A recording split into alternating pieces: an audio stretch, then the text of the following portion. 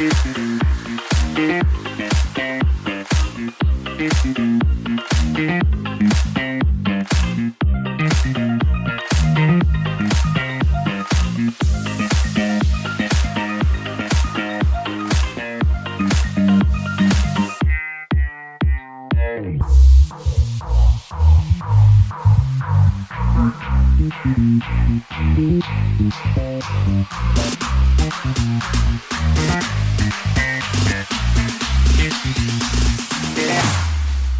we go now.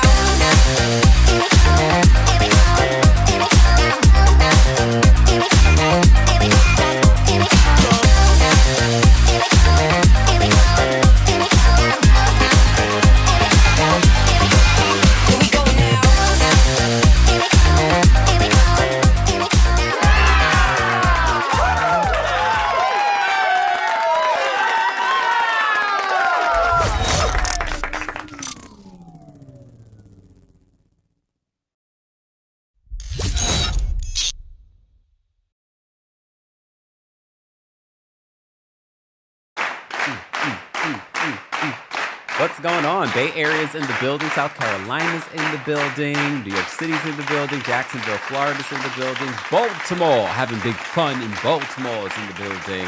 What's going on? What's going on, everyone? The City of Angels is in the building. What's going on? California's in the building. Bay Area's in the building. Love it, love it, love it. Georgia's in the building. Georgia Peach is in the building.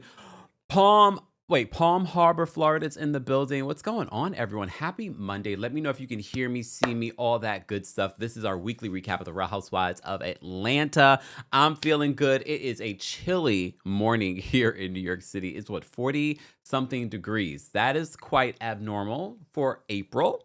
And also it's the beginning of Taurus seasons. Happy 420 day. Come on. I am so happy, so happy. Taurus season's officially here. Happy belated Aries season. We celebrated the Aries all season. Now it's our time. Back up.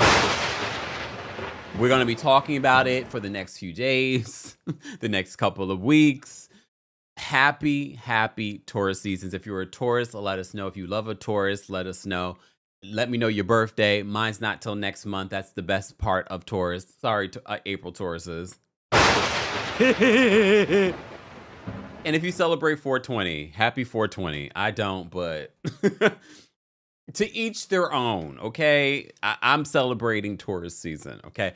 Sidebar, we're about to be out of the planet of Uranus. Tauruses have been dealing with a lot over the last 8 years. Well, we're about to officially move out of Uranus. Uranus is moving into Gemini. Gemini, get you a Taurus friend so we could walk you through what everything that we went through over the last 8 years. Well, we're about to be officially out of it. So, bye Uranus.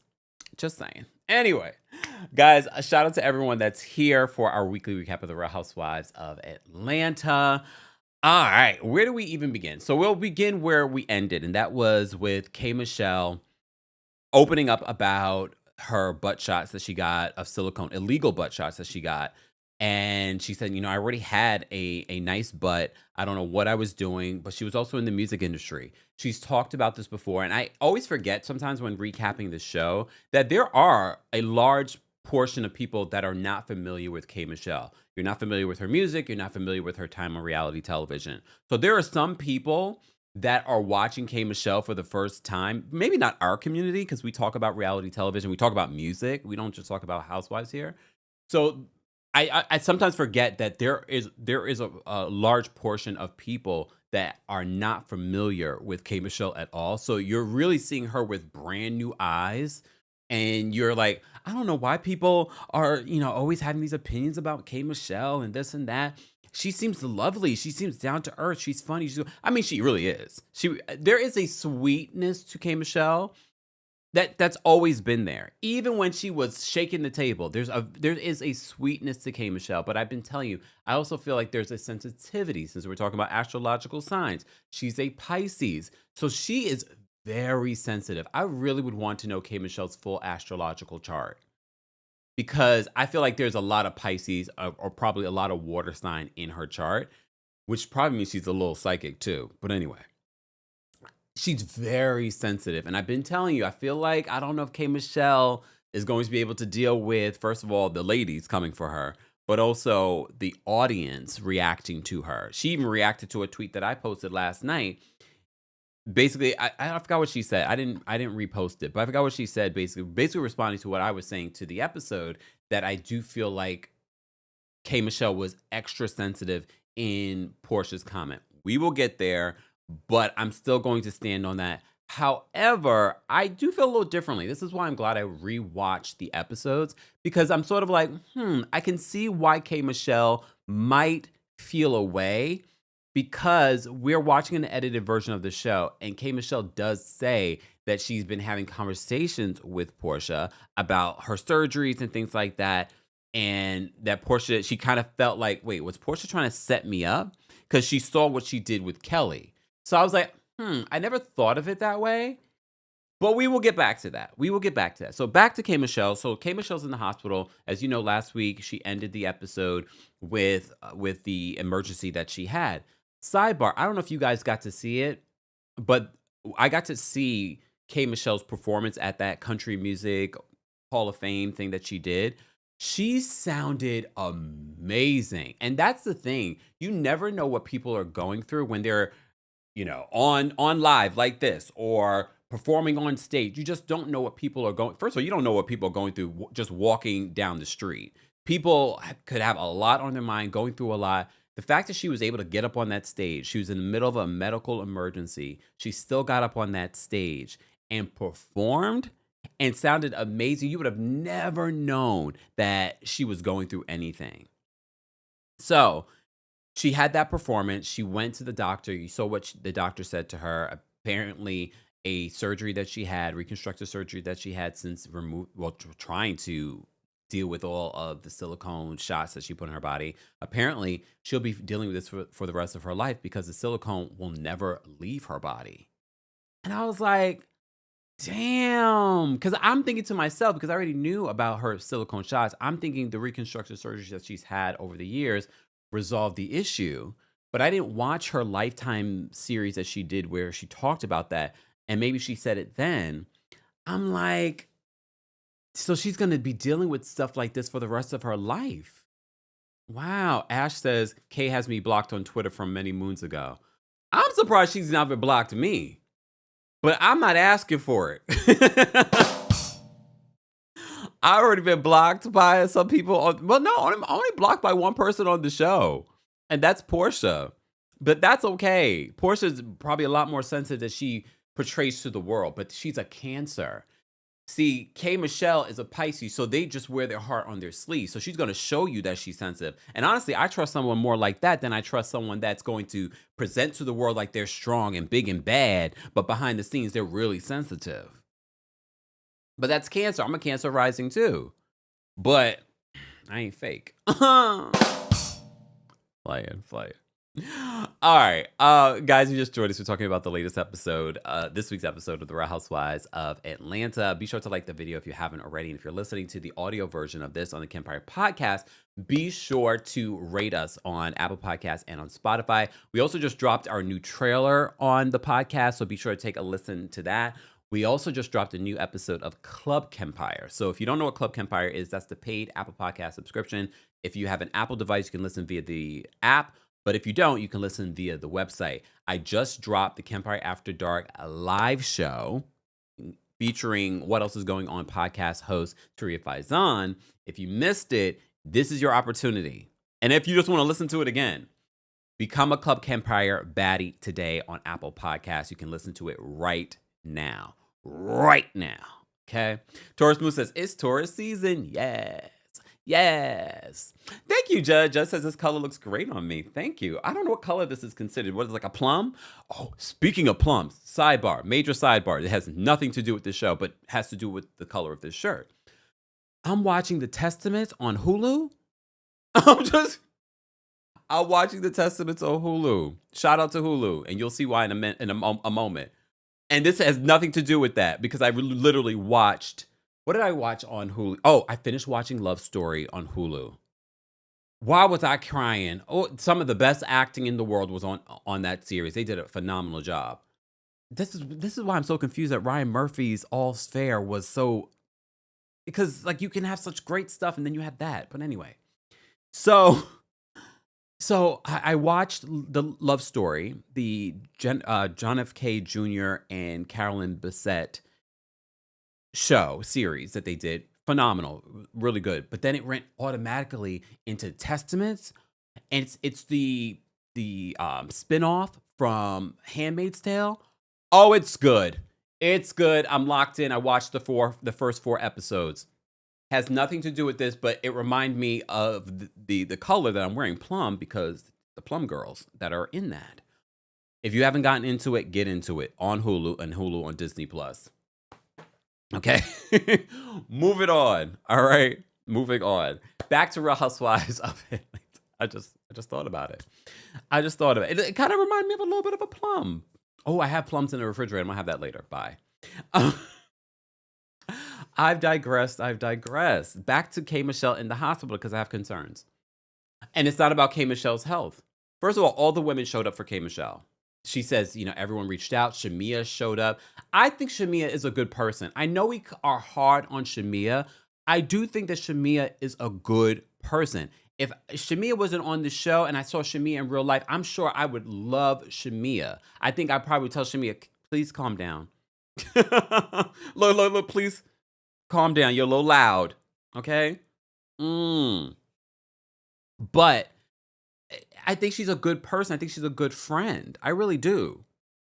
I just don't think she's good reality television. But I've digressed. So she shows up. She actually went to visit K. Michelle. She says Porsha called her. Phaedra called her. I saw that K. Michelle talked about Phaedra in some of her promo interviews and things like that. And she says, Phaedra really is a good person and she really likes Phaedra. I was like, all right. I believe that. I've always heard that about Phaedra. I just kind of give Phaedra the side eye a little bit. Look, a little bit. Okay. Sidebar. Did y'all notice we had no Kelli in this episode? They had flashbacks with Kelli, but we had no Kelli at all in this episode. I will tell you this. I had a feeling that Kelli was not going to be full-time this season. She is full-time, but I had a feeling just based off of what I was hearing. And I was like, is she going to be full-time this season? Because it's giving that she couldn't. And then this week we get an episode with her not even being in the episode. Did you miss her? Did you even notice? It is a full cast, though. It's a cast of 8 women. If anything, I feel like they're really pushing up Cynthia. Cynthia recently said that she's open to coming back full-time, if it makes sense.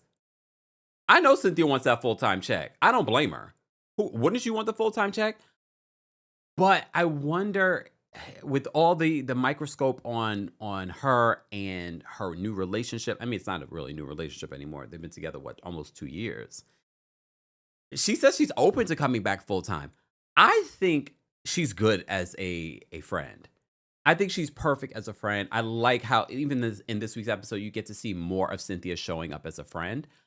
I like Cynthia as a friend, and you could see Cynthia sort of navigating the girls, trying to, help be like a mother hen to them. I don't think Cynthia needs to come back full-time. I like her as a friend. I'm sure they're paying her better than a friend.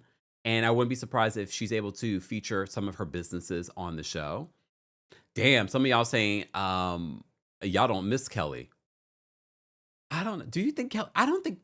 Here's the thing. I can see Kelli coming back next season because I don't see the same reaction that you guys have for Kelli versus other people. I could see. Well, here's the thing. I could see them not bringing back Shamia, but what saves Shamia is that she's actually married. She has the lifestyle that people keep saying that they love to see, but Shamia is so cringy. And here's the thing too, Shamia also has a real connection with the women in Atlanta. Like she's friends with a lot of these women and has history, including Porsha. So it kind of makes sense. Kelli doesn't necessarily have a history with these women. She's building a history now with Shamia, but again, there goes Shamia being sort of the glue amongst these women. Okay. Oh, well, okay. J.I. says, it kind of feels that way. J.I. says, hey, J.I. says, unpopular opinion. I don't think this is unpopular. Cynthia and Nina has aged out of this cast. This particular cast, I don't know. I already said that I feel like sometimes when Cynthia's around the other women, I see the age difference. even though I don't see it physically, because clearly Cynthia looks great, but the energy is a little different. However, I do feel like, and you guys always say that Angela feels older, I feel like Angela would have fit in with the older cast. But I can see that. I can see that, J.I. I'm not going to say that I can. I've been saying that, especially when last season. Especially with this new crew of women. But okay. October says, I don't care for this cast, though. All right. Oh, Foxy says Cynthia has definitely not aged out of the cast. It's an energy. I don't think it's necessarily just age. I just feel like it's a different energy. There's a more mature energy from Cynthia in comparison to these other women. But I've digressed yet again. Back to K. Michelle in the hospital because I have concerns. So K. Michelle goes into the hospital, 2-hour surgery to remove tissue from a previous surgery. So she says that she has silicone in her body and she'll have silicone in her body for forever. Ooh. She says she will never be fully healed. So all the ladies, as I mentioned to you before, reached out to K. Michelle, and Shamia even showed up for K. Michelle. Okay. K. Michelle, at one particular point while she's laying in bed, asked Dr. Caston, she's like, do I look pretty? He says, mm-hmm. I'm not feeling the love between them. And I know they've been friends for years. I was the first person to tell you guys this. When the rumors were like, oh, hey, Kentucky Poppy. Kentucky Poppy says, hey, Kempire, Twitter is watching. Hey, Twitter. Hey, X. See you guys. There's something, I don't know. I've told you, they've been together a long time. I know they've been together a long time. On and off for a very long time. It feels, unless she's really trying to make this man a thing, even though he has not really solidified, you had to go with a whole other man in order to get his interest and for him to marry you. That already is red flags. But she's in bed and she's like, do I look pretty? He doesn't feel like he's even loving on her. She's in bed and he's on his phone and he's looking down. It's just like, look. Exactly. Libra says he wasn't even looking. Just like a typical. Is that your typical man? Look, I need to ask a question. If you in the hospital, you just had a 2-hour surgery, and your wife says, "Do I look pretty?" And she said it so innocently, like I felt bad. She's like, "Do I look pretty?" And he was just like, "Mm-hmm." Well, damn. Okay. Tai says this cast is okay. I don't mind them. Well, you're not selling me on that. Lisa says he looked tired. Doesn't he always, though? Look, doesn't. And look, he could be tired. He could be tired. Don't get me wrong. Because we're watching an edited show. For all we know, he could have been there the entire night. She could have asked him for the millionth time, do I look pretty? And he's like, damn it, I done told you look pretty. But I don't know.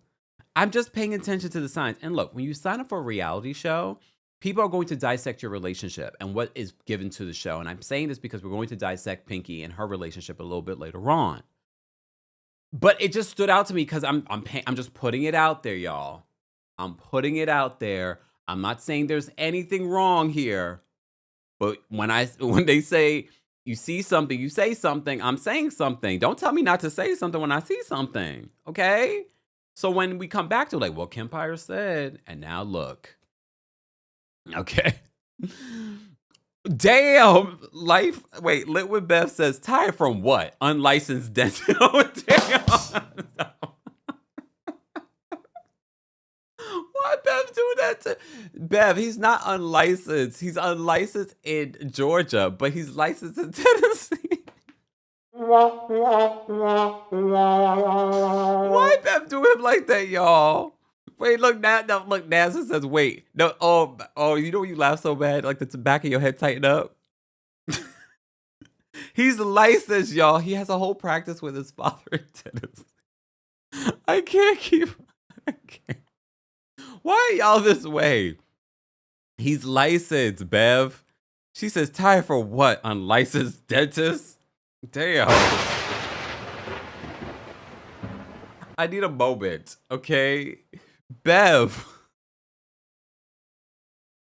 I can't wait. I need to relax my face. My face hurts from Bev's comment. You ever look like the back of my head's tightening up? That's when you know it's a good laugh. Back of my head's tightening. But my face is like, oh. Oh, wait. Tiki says, and he is now licensed in Georgia. Tiki, you know them? How do you know? Tiki, how do you know? She says, and he is now licensed in Georgia. Oh my gosh. But Bev, that was hilarious. T-Talk says, nah, Bev, we with you. All right. No, we just got the update. He's now licensed. Whoo! Whoa. Okay. Beautiful Soldier says, I watched K. Michelle's season of Marriage Boot Camp, and I thought they should have broken up then. I can't believe she married him. He never seems emotionally there for her. See? I didn't watch them on Marriage Boot Camp. I remember them being on Marriage Boot Camp, but Beautiful Soldier says, I watched K. Michelle's season of Marriage Boot Camp, and I thought they should have been broken up. Then I should have broken up then. I can't believe she married him. He never seems emotionally there for her. Well, oh, you're right, Chelsea. Chelsea said licenses are public information. Well, Chelsea Tiki apparently looked it up. The Mellow React says Phaedra helped with his license in Georgia, according to K. Michelle. When was this? In one of the interviews? Not y'all. Okay, not y'all getting us the information. I mean, it still don't take away from what Bev said. That was hilarious. Bev still made me laugh. Okay. Okay, Isaiah says that K. Michelle stated that Phaedra helped him get his license in the... Oh, okay. See, I didn't watch the entire interview. That was like a two hour plus interview. I couldn't keep up with all the things that were coming out from that interview. But thank you. All right. Hold on. Lisa Evans says, y'all want things both ways. Who's y'all? Please state who you talking to. You want him to play it up for the camera, but then you want him to be real. Shaking my head. If he isn't like that in real life, then let it be. Are you talking to me? Lisa Evans, you can't be talking to me. You can't be coming in Taurus season talking to me like that, because the mirror is still here. Because I never asked him to play it up for the cameras. Okay? I want him to be real. And what he's given us is giving us that should she have married this man? And based on the people that watched Marriage Boot Camp, apparently she shouldn't have married this man. And there have been red flags with him since back then. I don't need him to play it up for the cameras. Okay? But all right. Just saying. SK says, K. Michelle's storyline is curated, but she has a great TV personality and the girls are scared of her, so nobody's going to expose her. Yet. That's what you think. Yet. Wait till next season. That part. Miss Parker, thank you for being a member. Miss Parker says, it's purely an observation. We can only judge what we see.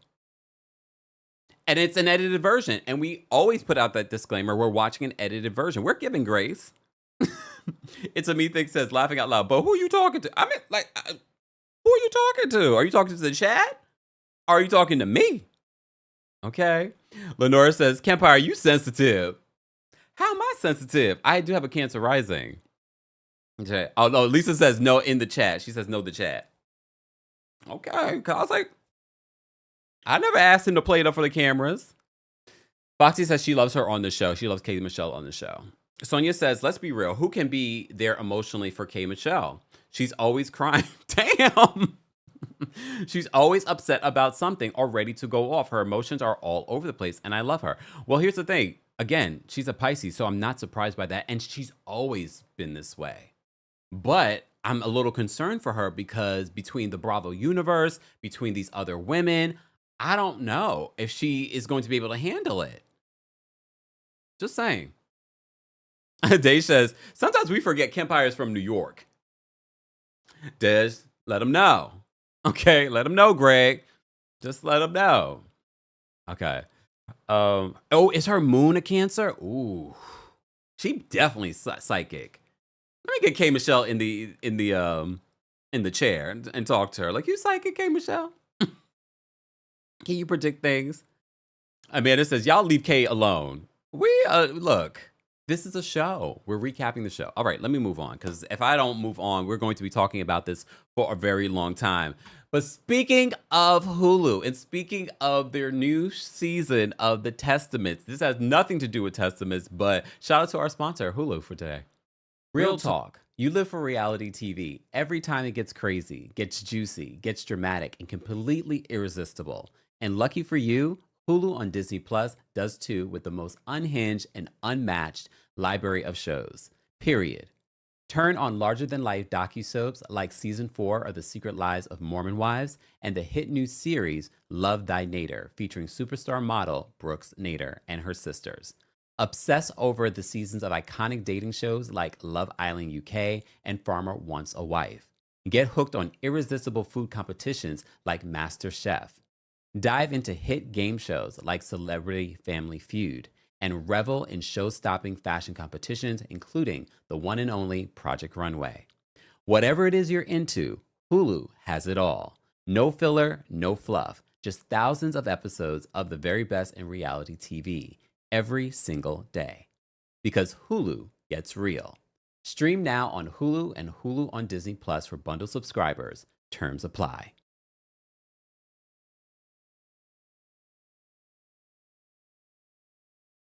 All right, thanks Hulu for sponsoring today's live recap of the Real Housewives of Atlanta. Yes, guys, get into Hulu, y'all.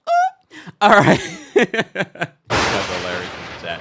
Let me say thank you. We had a super chat from Naza. Naza says, I don't think Porsha meant it in a malicious way. The elevator doesn't go all the way to top sometimes.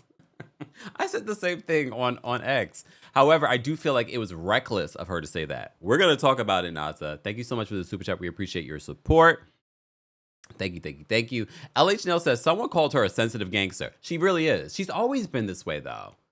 It's been a while since we've seen her on reality television, but she's always, not really, it hasn't been that long because she was just on Queen's Court. Superstar 7 says, leave us Pisces alone. I will never leave you Pisces alone. You guys are sensitive. Just own it. Just own it. Okay? Okay. Let's move on. All right, so Drew and Angela meet up at Angela's home. Okay, Angela, we got to talk, girl. You got to work on your spread. If you host an event, Angela, this season, I hope it's not going to be giving what you've been giving so far. The way that you served your husband that dry hamburger with a couple of chips and watermelon on a platter that's supposed to have a plate on the platter, I was just like, and then you served Drew that sorry looking, oh my God.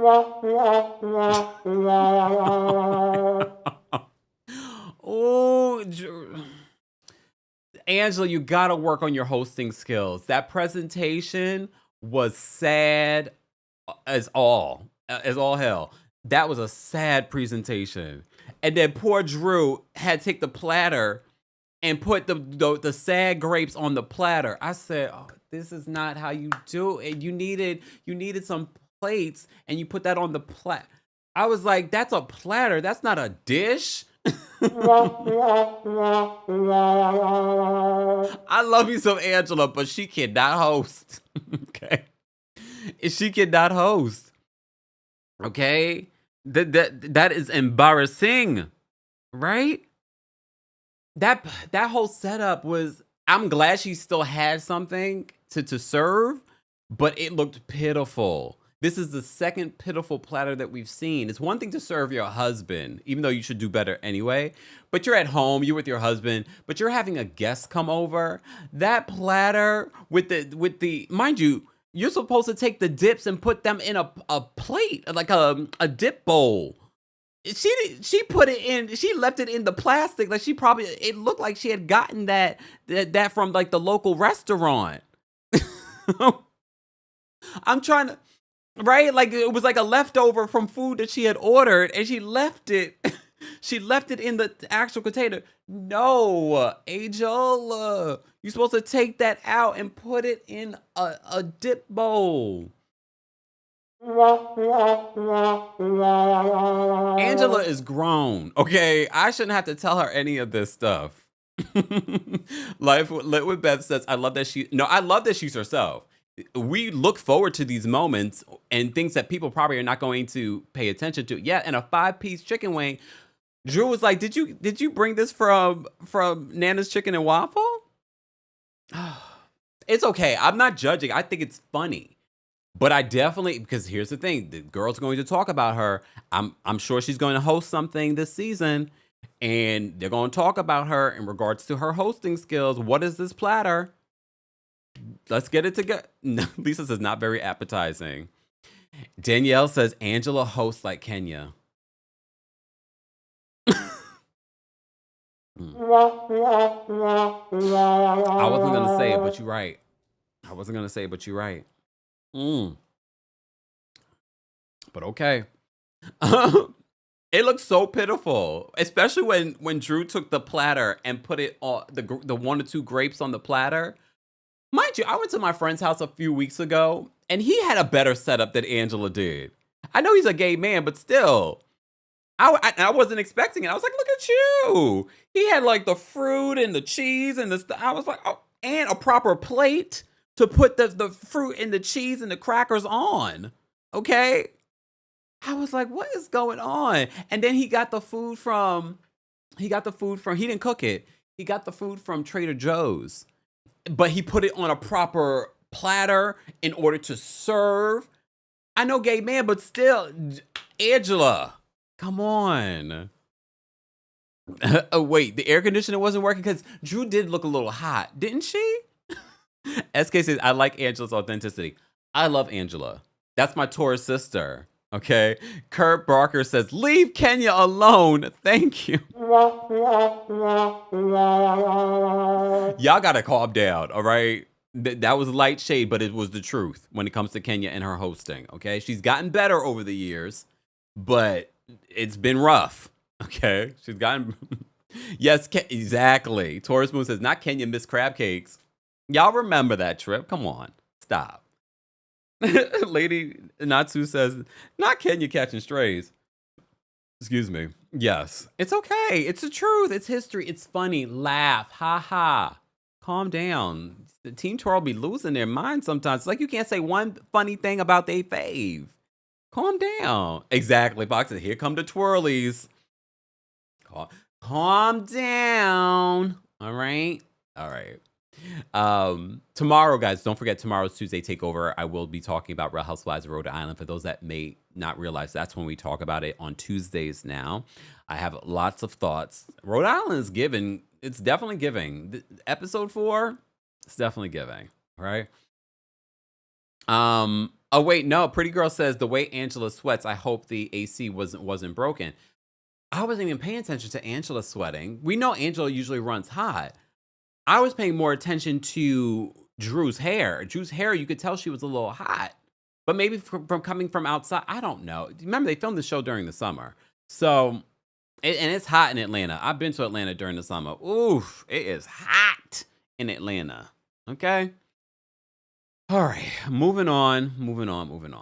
All right, so I spent this entire scene. I focused on the spread. Let me get to everything else that they're talking about. So Angela's daughter's back home with her. She's still married. They talk a little bit about her not finding out later that her daughter got married, but her daughter's still very close with her. She's filmed a lot with her daughter so far this season. So Drew is doing what I told producers to do when they announced that Drew, Shamia, and Kempire were going to be on the show. I told you, we do not need 3 people pursuing music. And you notice how Shamia and Drew, they briefly talked about their music, but they really are downplaying it this season. Production, thanks for watching, and thanks for taking the note. I'm just saying, I'm happy that we're not focusing on 3 singers this season. And you see Drew downplay her music career, and she's like, acting pays the bills. So is she saying that the music is not paying? Well, in this day and age, music is not paying the bills, unfortunately. Unless you're like a Rihanna and you're getting millions of streams, it's not paying the bills. But she's doing live shows, so that you can get some money from that. Okay. Anyway, so Drew talks about balancing work and being a mother. She says that she's in a place where she doesn't have it all figured out. And if you've been watching the news reports that we've been doing on Drew and her divorce, we can tell she doesn't have it all figured out and what's been going on between her and Ralph and her 3-year divorce. Okay. So they flash back to a scene where she's with her daughter, and her daughter seems to be upset, and she asks Josiah, you know what's wrong with her? And you're like, are you upset because mommy, has been away? And she just sort of like shrugs her shoulders, her daughter. All right. So she says she's still trying to figure all that out. I can only imagine. I can only imagine because, and that's why I do give Drew some grace because first of all, we know what she's dealing with when it comes to Ralph and that personality and what she's been going through. But like she's gotta figure this out. She's gotta figure this out and get away from that man. I think the minute she gets away from Ralph, we're going to see her do better. I really do. But unfortunately, she's got a co-parent with Ralph. Okay. Angela lets us know. She gives us an update on her real estate situation. So you remember last season, that was her whole storyline. She had like 3 different properties. So Angela says she lost $2 million in real estate. And I said to myself last night on X, right, X? I said to myself, Karen Yuger once said, you've got to have millions to owe millions, okay? So I said, well, and she said $2 million of her own money, not Charles Oakley's money. So I think we sometimes forget what Angela does because we've been so focused on her real estate ventures. But she reminds us, like, she has her fan line that's coming out, but that's new. But before that, she's been doing financial stuff. So she has her own financial consulting agency. It was tax time, so she helps you get your taxes together and things like that. So her and RHOA from Rhode Island are working in similar industries. So she has that. She also has other real estate investments as well. So, and mind you, remember she told us that she was a millionaire on her own without Charles Oakley. And I said, oh, okay, Angela, I see you. So in order for her to lose $2 million of her own dollars, I was like, and be okay. I mean, it's not easy. And this is what I think is important to know because especially as Black people, we, when we talk about credit, when we talk about bankruptcy, we have a very different mindset when it comes to that. But I think we need to start changing our mindsets when it comes to that. Because when we look at the people that are wheeling and dealing and having the millions and the billions, they've also lost millions of dollars. They've lost businesses. They've filed for bankruptcy. I'm not saying that should be normalized. What I'm saying is that sometimes that's what you have to do in order to save yourself and save your business so you can go on and do other business. We're going to talk more about that when we talk about Pinky and what Pinky's been going through. Someone in the comments section says, Kempire, how did you not know Pinky was Jamaican? Pinky is such a Jamaican name. And I said, oh my gosh, you're so right. I have an Aunt Pinky. I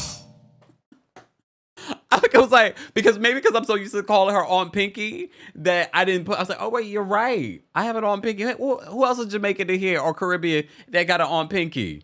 I was like, oh yeah, I love my Aunt Pinky. Shout out to my Aunt Pinky. I love my Aunt Pinky. I was like, oh, you're right. OMG. Yes. Yeah, I got an Aunt Pinky. It all made sense. It all made sense. Well, thank you for reminding me that. Very Caribbean. Very Caribbean. What are some other Caribbean names? Names. Let me know, guys. What are some other Caribbean names that we should Velma. look, Velma. Let me see. What other Caribbean names are there? Look, Billy says, I have a sister with that name. See? Shelly. Yes, Coco Shelly. TJ says, we have Pinky and Fried and Africa too. Well, here's the thing. Anytime someone associates anything Caribbean or Jamaican to Africa, I'm like, oh, obviously, because roots. So we took it over here. Right? All right. My sister's nickname is Pinky, KJ says. See? Look, right? Kira says, I'm Jamaican and I have a cousin Pinky and an Aunt Punky. I love it. Oh, yeah, see, people are saying even in Africa, it's very common. Dina says Sherry Ann, yes. Sherman, yes. Winston. Anything, yes. Miss Brown Sugar says anything plus Ann. Oh, all right. Oh, Caribbean name Gertrude. I don't know. Maybe it's Caribbean, but do I know a Jamaican Gertrudes? Watch all the Jamaican Gertrudes be in the comment section. Okay, Billy says punky for pumpkin. We are on such a tangent today. Let's focus because I know you guys want to call in and share your thoughts on the latest episode of the Real Housewives of Atlanta. If you haven't already, be sure to like the video. It's easy and it's free. We already have 1,500 of you in the building. How do we have 1,500 people in the building and you guys have not liked this video yet? How? We don't even have 500 likes and we have 1,500 people watching. Between YouTube, on Facebook, we're live on Twitch. Shout out to everyone watching on X. I'll wait. Here go Danielle. Danielle says, hold on. Velma like off of Scooby-Doo? So she was Jamaican? I mean, with that haircut, probably. Oh, Lord. All right. Super says Angela had to have a bag because Amari went to Woodward Academy. Oh, I think we forget. We forget some of the things that are said to us about Angela in last season. But this week reminded me. I was like, oh, wait a second. No, she said that she was a millionaire before she was with Charles Oakley. Jan says whack us kept because I be forgetting. See? Mm-hmm.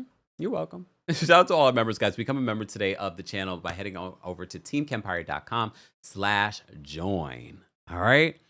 Thank you. Deborah says, sorry, I forgot. It's okay. Sometimes you guys need a reminder. And look, we're already at 524 likes. But what about the other 1,000 of you that haven't liked the video? What about the other 1,000 of you that have not liked the video? That's kind of crazy, don't you think? To be watching something for the last 40-something minutes and didn't like the video? Oh, Foxy says, if you forget to like, you get blocked. Lord. Let me get back to this. All right. I'm feeling good today. How are you guys? Maybe because it's Taurus season? Maybe. I swear. I know it's happy 420 day, but I did not have an edible or nothing. Nope. I don't do that. Look. All right. Moving on. I'm just feeling good because it's Taurus season. Uranus is about to be out of our sign. All right. So back to this. So Angela reveals that she lost $2 million in real estate of her own money. Okay. Then they end up talking about Drew and this guy, Black. Why do you think that Drew downplays her relationship with Black? Is it because she's still married, but she's been separated from what's his name? Ralph for like 3 years, but she downplays her relationship. Okay, I'm like, all right. And she ends up looking like, are you dating him? And she's like, oh, let's look up the definition of dating. And she says, it's not romantic. Then what is it? I don't understand. Why are you like what? And it is such a difference from Ralph to this guy in regards to like energy. I'm not even just talking about looks because he's not a bad looking guy. We got a closer look at him. I know I called him Kodak Black last week. That's because he was in the phone, so I really couldn't see him. He wasn't as bad. He still kind of favors Kodak Black in a way. Okay, maybe a cleaned up version of Kodak Black. He still favors him. And those chiclet teeth, I can't. But they're very different. Like Ralph is a little bit more clean cut. He's a little bit more edgy. But maybe in her, rebound, this is what she's doing. All right. Someone says, yeah. Everyone's saying like, Forever Tyranny says she's still married. Yeah, but she's not with the man anymore. Okay. They haven't been together for 3 years, so she's not supposed to move on at all in 3 years. Okay. All right. So she tries to downplay her relationship. She looked up the definition of dating, and she's like, but it's not romantic, whatever she has with him. Angela, in her confessional, she's like, Drew's getting the D. The way she said that, and she put some bass in her voice, I had to look up from my notes. I was like, wait a second, Angela. Angela's funny. Angela's definitely funny. She's a good addition. She's probably one of the best additions to Atlanta in a long time. Don't you guys think Angela's a good addition to the show? BKE says, Kemp, my birthday is tomorrow. Well, happy birthday to you. Nightbot, it's about to get you for all the caps, though. Just in time for your birthday. Swoleston says Delroy is a Jamaican name. Is it? Okay. Forever Tyranny says Black mentioned the fact that she is still married. Yeah, but Black is still flirting with her. Black still wants to be with her. She's the one that's downplaying the relationship. he's making it very obvious that he's interested. He's bringing flowers. He's going on dates. You know what I mean? So yes, he's like he wants to marry her though. That's what it seems like. He's like you're not girlfriend material. You wife material. I don't think Drew should be jumping into any other marriage again. Not right now. Not right now. Especially with how petty Ralph is. You do not need that. And maybe that's part of the reason why she's hesitant to be open about who she's dating because of how petty Ralph can be. All right. Rahina says, yes, Angela is a vibe. Angela is great. Yes, I love it. Love it. Love it. Okay. Miss Brown Sugar says Angela and K. Michelle have it. So you guys see K. Michelle coming back next season? I feel like just based off of the first, what is this, episode 3? First 3 episodes, K. Michelle, although sensitive, Pisces, she's been a good addition.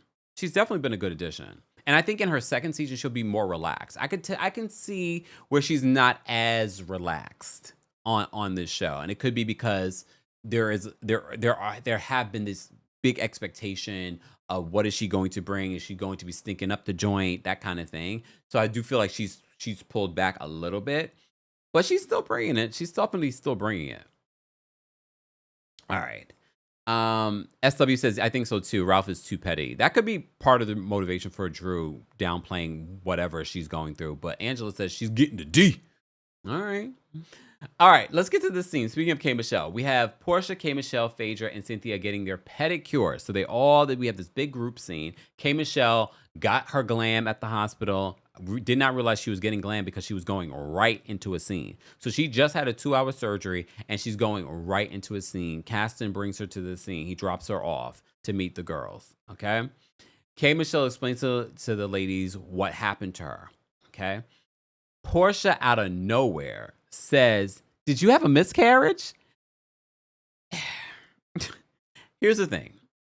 I'm going to twerk on the fence with this because in one sense, yes, Porsha speaks out of turn all the time.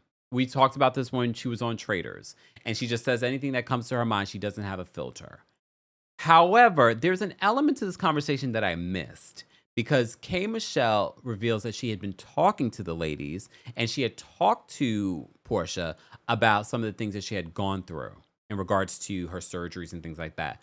We don't know the depth of that conversation, if it was a recent conversation, but I can also see in Porsha's head, based on the description of what she was saying with fluid being in the chair, she's like, did you have a... But first of all, who's saying that in front of a group of women, especially because you've actually been through a miscarriage before, that's something that you want to just put out there. However, I will say this is me twerking on a fence. Porsha asked her if she was okay with talking about this. Do I agree with her just coming out there and saying, blurting out, is it a miscarriage? Is this in line with what Porsha always does and says? Yes. Am I surprised that K. Michelle later on thinks to herself, based on what she's experienced with Porsha, with other people, that was Porsha being, because literally K. Michelle is like, is she serious? Is she throwing shade? Or is she just dumb? I think all three. Well, I don't think she was really throwing shade. I don't think that Porsha came into the season thinking that she was going to come for K. Michelle.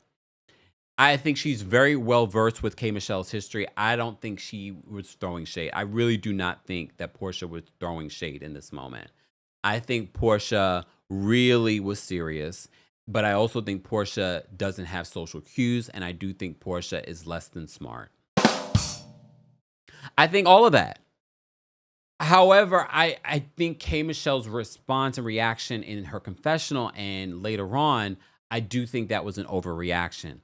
But we were talking about this recently in her interview with Jason Lee. She's still having a reaction to what Giselle and Robin said on their podcast. So I feel like K. Michelle's just sensitive, especially if you missed the video that we did. I replayed what Giselle and regular Robin had to say, and I was like, I don't, especially with the amount of venom she had for Robin, I was like, I don't think it constituted that. All right. I don't think so. But I think that is what makes K. Michelle K. Michelle. Do I want K. Michelle to change? No, that's who you are. You're sensitive. Own it. You're sensitive. Is it going to be something we call out? Yes, you're on a reality show. I think she's being sensitive. I think that's just who she is. I don't want her to change who she is because we don't agree. She's being sensitive. It might be annoying. Come on, right? You Pisces, so damn sensitive. And now that I'm saying this, you're going to be sensitive to me saying this. All right? All right. She might unfollow me. She might block me. It's okay. I'm still going to talk, though. I'm still going to talk about it. All right. RC said, oh, wait, hold on. RC says, I also think Porsha was triggered. She shared that she had her own miscarriage and how the bleeding was the same. Maybe. I just don't know if I would have come out and said, was it a miscarriage? I would let K. Michelle say what it was. All right. So Porsha says that here's the thing with the editing this season.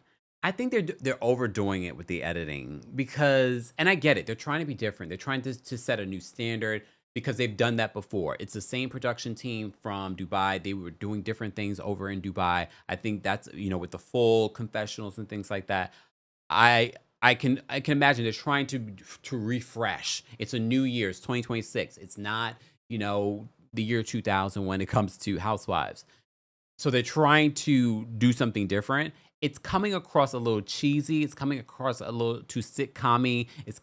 It's already, people are saying that some of the storylines are not real. So between the fake storylines or the over performative behavior from some of the women, it's giving a little too campy for me. But all right. So they pause, and K. Michelle reacts to what Porsha says. And she's just like, is she serious? Is she throwing shade? Or is she dumb? Because K. Michelle says that Porsha knows what's going on with her because they had combos about their surgeries. Because remember Porsha, when she was on her YouTube channel, revealed that she was going to get her breast done. Apparently she did get her breast done. And she's been having reactions to it. And defending Porsha, I'll say this. Porsha's surgery was recent.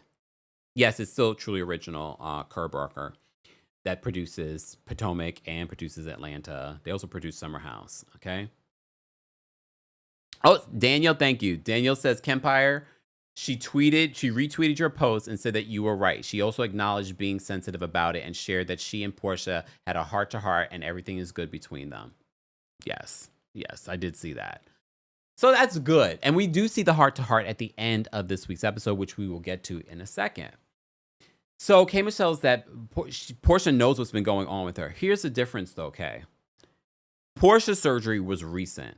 The surgery that you may have relayed to Porsha, I'm not sure if you were talking about the surgery that you had 8 months ago, or was it the 2-hour surgery that you had? Porsha is like, I didn't know which surgery, because especially when you've had multiple surgeries. Okay? All right. Moving on. Let me save. Guys, if you're just joining us, don't forget to like the video. It's easy, free way of supporting not just my channel, but other channels as well. Tamara, thank you so much for being a member for 10 months. Tamara says, Porsha equals Dr. Jackie without the maliciousness. The difference, though, is that Dr. Jackie is a licensed professional. She should know better. That's the difference. You know what I mean? She should have a little bit more. She should be a little bit more, astute when it comes to stuff like that. Let me say thank you. Angie, thank you so much for the super chat. Angie says, Porsha is too old for us to look the other way because she's pretty and dumb. The airhead trope is old and I'm tired. Well, here's the thing. Were you here last week, Angie, when I said y'all let Porsha get away with? Look, y'all let Porsha get away with stuff because she's pretty.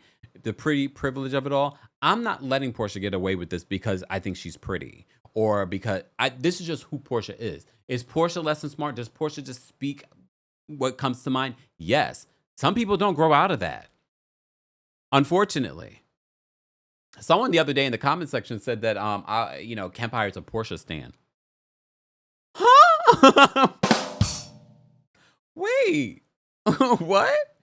When did that happen? Rahina, thank you so much for the super chat. Let me shimmy for the $20. Y'all know we shimmy for $20 and up. Come on now. Rahina, thank you for being a member as well. Rahina says, hi, Kempire. I'm off today. So, wait, is there a day? Are you off for 420? Is that now a national holiday? Rahita says, hi, Kempire, I'm off today. So we live. Also, that spread looked hungry. Miss you, but always watching. Thank you, Rahita. I know. I was very disappointed in that spread. Shadrika, thank you so much for the super chat for being a member. Shadrika says, Drew's hair is cheap, and it's definitely not go naked hair. When the hair rises in the heat, you know it's a mixed blend. Laughing my A off. Well, damn. Well, she now has a deal with Porsha. They have a wig line. Her and Cynthia have a wig line with Go Naked Hair. All right. That's what she was on TikTok. That's why Porsha was on TikTok. She was selling the Go Naked Hair there. Porsha doesn't have me blocked there. Don't tell her. Shh, shh, shh. Why she go block me now? She's still watching. I know Porsha's still watching. Ron, thank you so much for the super chat. We appreciate your support. All right. Jay Washington, thank you so much for look. Okay, Jay Washington, all smiling in your picture, showing off skin. Jay Washington says, Kay and Pinky are doing great so far. I didn't even realize we had no Kelli. Porsha was wrong for that miscarriage comment, especially when you already knew. You knew what? That's why I'm not sure about. I'm not sure if she knew it. I mean, either way, even if she knew what it was, well, no, if she knew what it was, then why would you say miscarriage? I just don't think I would say, I would let the person say what it was. I wouldn't say, oh, was it a miscarriage? You know what I mean? Yeah. J.I., thank you so much for the super chat. J.I. says, Kay laughed in the original scene. Yes. But Kay also said later on, in the moment, sometimes I will laugh, but then when I think back on it, I will feel a way about it. She did say that later on when they sit down for a conversation. But I agree. I paid attention to that as well. Like in the moment, like Kay, you didn't see like there was any issue with it. You laughed. So J.I. says Kay laughed in the original scene and even said that she thought that it might be a miscarriage too. I don't like the confessional gangster act from Kay.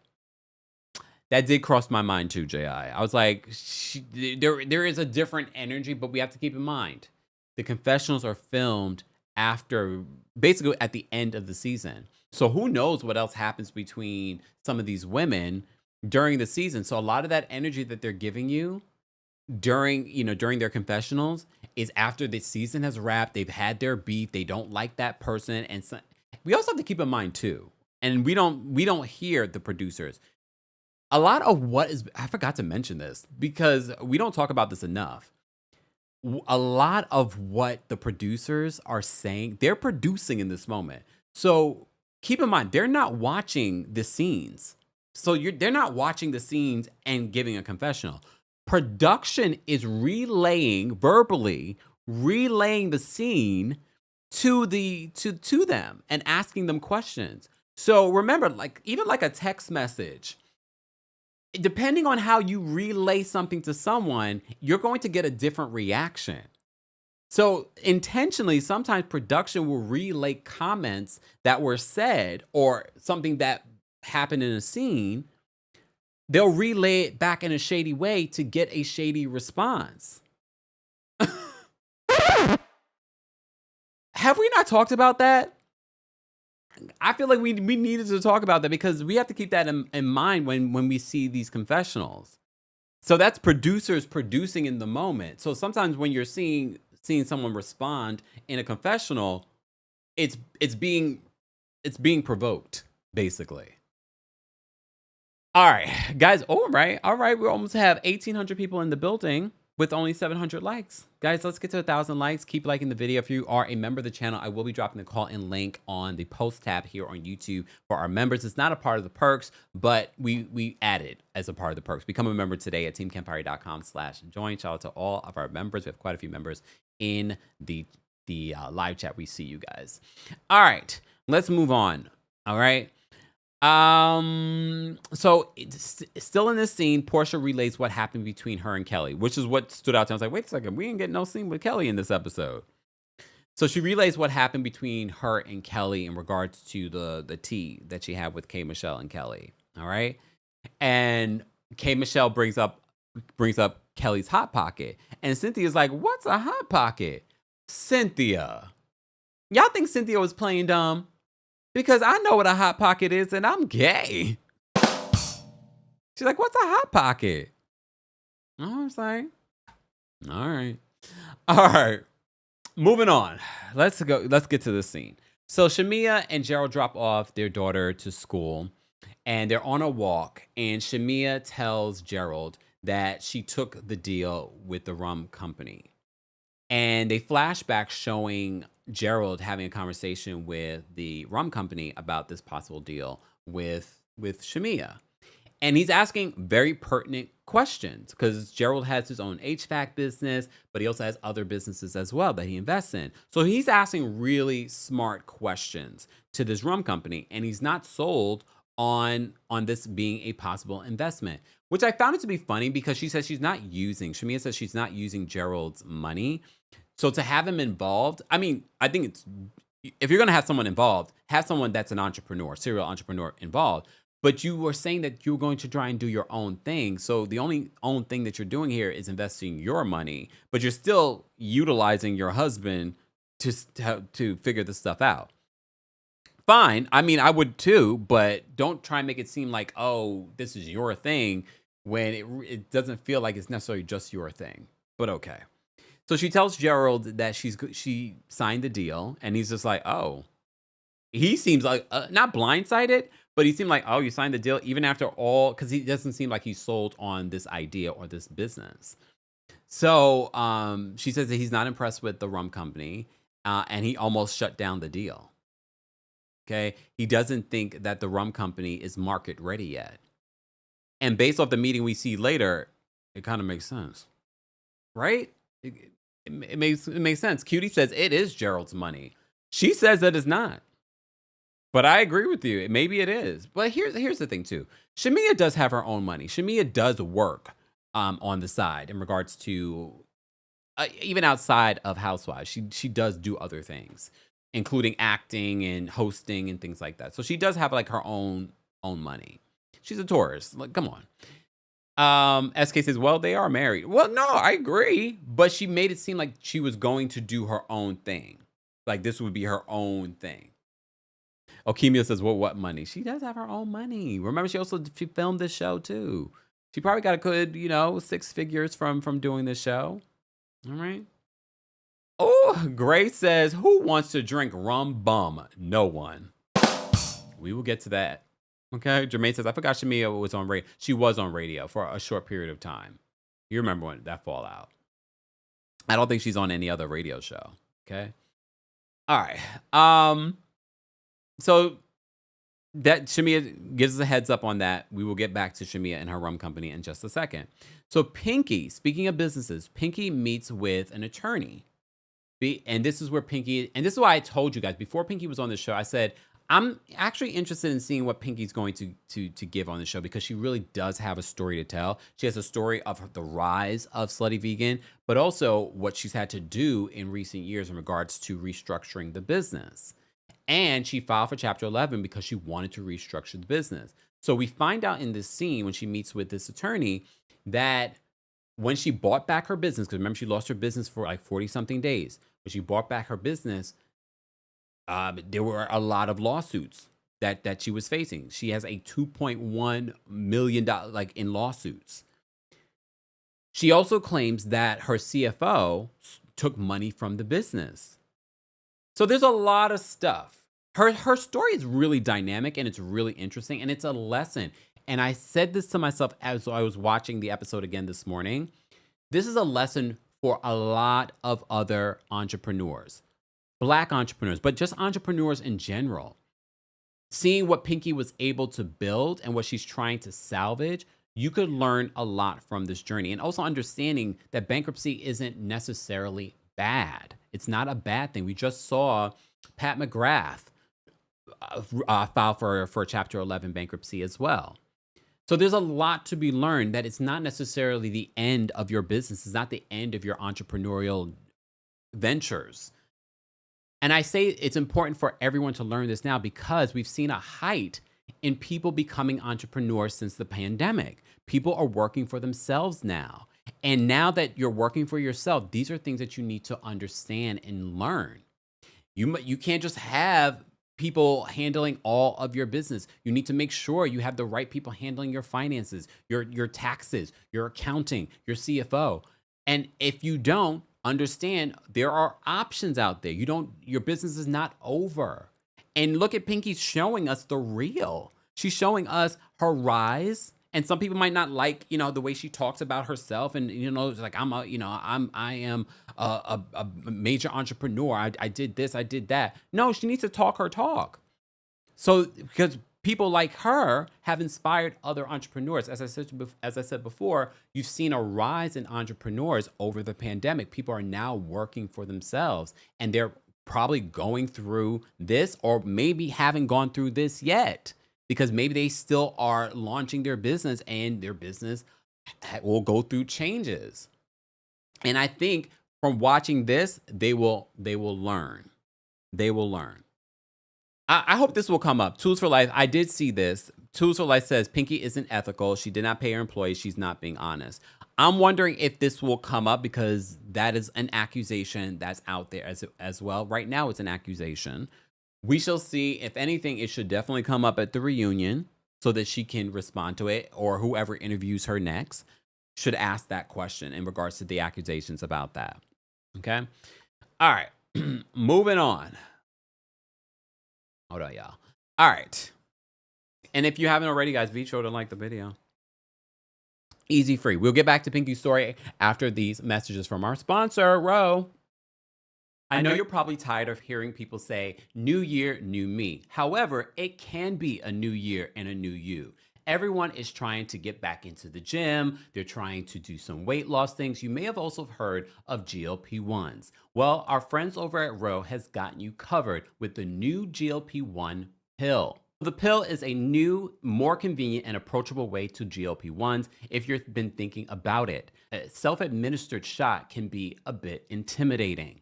But now there's a pill that delivers comparable results. If you've been thinking about getting on a GLP-1, RHOA might be the way to do it. They have 100% online care, access to clinically proven, FDA-approved medications, free insurance checks, side effect management, dosing support, and more. RHOA offers the first FDA-approved GLP-1 pill for weight loss at the lowest cost around. The new GLP-1 pill has the same weight loss ingredient as the shot and packs comparable results to the shot.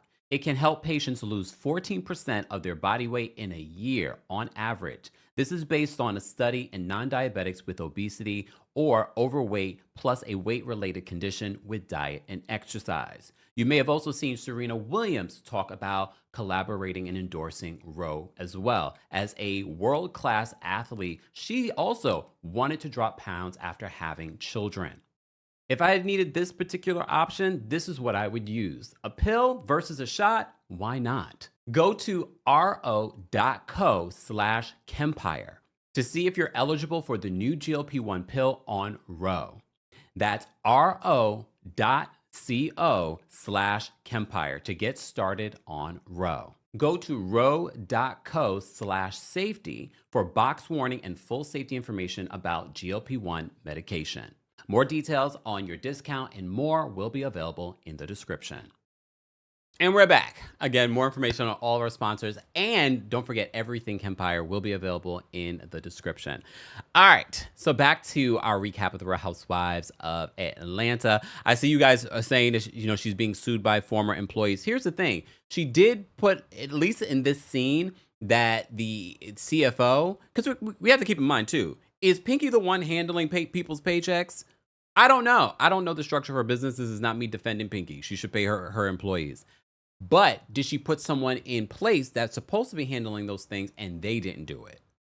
We don't know until those questions are asked. Wave Keith says, but when Rachel Zoe brags about how about the has-been celebrity she style, not has-been celebrities, she style is appreciated. Yeah, I mean, it's important to note that. Mars says that she's being sued by her past employees. Again, we shall see what her response is to that. I've seen those stories in regards to that. She didn't mention that in this scene in regards to the lawsuits that she's facing. She mentioned one was with alcohol license and one was showing a fight without the license for that. J.I., thank you so much for another super. J.I. says, no scene with Kelli and we all cheered. Sorry. Thank you for the super chat, J.I. Ron Rockstar, thank you so much for the super chat. Ron Rockstar says, happy Taurus season, Kim. Would you date a Capricorn? Capricorn is supposed to be a Taurus's ideal match. I have dated a Capricorn, and we had a lot in common. It just didn't work, though. It just didn't work. This is why it's important to know someone's full birth chart, not just their sun sign. I don't have a lot of Capricorns around me, though, which is surprising. You would think I would. The informed, thank you for the super chat, says, did Shamia joke she wanted to retire them? Ma'am. Yeah, I skipped over that part because you saw how she backpedaled and I was like, well, maybe not retire us. I was like, all right, Shamia. She's just cringy all the time. Fit Gal Tia, thank you so much for the super chat. Fit Gal says, Kelli in that purple looks like death becomes her. We're not even talking about Kelli, but we did see Kelli when they were talking about K. Michelle's tweets and stuff like that. We did get her in that. I guess she was technically in the episode.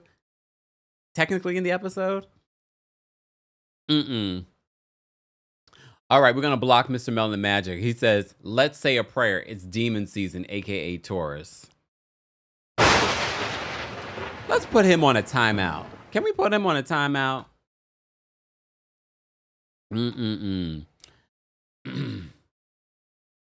Oh, Amara says, don't ask Kempire about your sign unless you want slander. Did I slander Capricorns? I didn't slander Capricorns. Vicky says, no, block them. Ooh. Kai says, Kempire, what sign haven't you dated? I don't know. I mean, when you say dated, look, I sound like Drew now. When you say dated, what do you mean? When you say dated, what do you mean? Just saying. All right, moving on. Let me get back to my notes, guys. If you're just joining us, we're talking about the latest episode of the Real Housewives of Potomac. Potomac? No. Not Potomac. Real Housewives of Atlanta. Potomac is currently filming, though. All right, so back to the scene with Pinky. So Pinky gets really emotional. She's updating us on the lawsuits that she's facing. The CFO took her money. She's getting sued every which way. So this is the first time where she reveals that she's thinking about filing for bankruptcy. And as you know, as the season ended, we saw that she did file for bankruptcy, Chapter 11 bankruptcy. So, and she has not told her husband, Derek, about the bankruptcy yet. And she says the bankruptcy is the only way to start fresh because of the debt that from the old company. Because remember, there was the company that she had, then she lost the company for 40-something days, and then she bought back the company. So she says she's trying to reorganize. That's the whole point of Chapter 11 bankruptcy. So she's trying to reorganize her business. So many people do this when necessary, and she feels like this is a necessary step to save her business. Because obviously her business is viable. She just expanded probably a little too quickly and probably had the wrong people in place. Not everyone's, that's the thing. And anyone can, we were talking about real estate and stuff like that. People are not going to value your business or your real estate the same way that you do because it's yours. And if anything, you want people that value the business. And this is why, sometimes in businesses, you've seen it with like Starbucks and companies like that, where they'll give you stock into the business so that you feel invested in the business. And maybe that's something that she should do with Slutty Vegan, so that people feel invested in the business. So they're not stealing. Well, they'll probably still steal, but All right. Hey, Marsha. Marsha says, blessings and love, Kempire from the 6th, Toronto. I would have understood what you said. I'm down. Canada, what's going on? Hey. All right. My mother and sister is a Taurus. Cheryl, what are you? My mother and sister? I'm the only Taurus in my family. Wait, did they block you, Mr. Melon Magic? You had to go on Twitch? Did they block? Did we block? Did they block you? They should have. He had to go on Twitch. See, I got a stalker, y'all. I got a stalker. Block him on everything. KJ says, block him. One of my children is a Taurus. I love the energy most of the time. Oh, they muted you? That's what you get. Thank you, mod. Shout out to our King's Guards. They muted him. Now we need who's a mod on Twitch so we can mute him there too. Guys, I will go live this evening on TikTok to talk about Real Housewives of Atlanta. We do that during the day. I go live here on multiple platforms to recap Real Housewives of Atlanta, and then in the evening, if I remember, I will go live on TikTok. But I will go live tonight on TikTok to talk about it. Everyone says not Roger, but he has different names on different platforms. He is my stalker. I mean, for the love of for Selena, just saying. So y'all know who it is right there. We never seen his real face. We don't know his real name. In YouTube, he's called Mr. Melanin Magic. On TikTok, he's called Roger. On Twitch, he's called Roger Bob. Just saying. Just saying. He's not going to be the president of my fan club. Yolanda. I'm very wary of people. Y'all already know. I'm very wary of people. So part of me is being facetious, but part of me is like, I'm telling the people, I am not. Just putting it out there. Okay, putting it out there. Oh, Angel's a mod on. Yes, mute him. Mute him, Angel. I'm being serious. Mute him. He said something very derogatory about us Tauruses. He said it's demon season.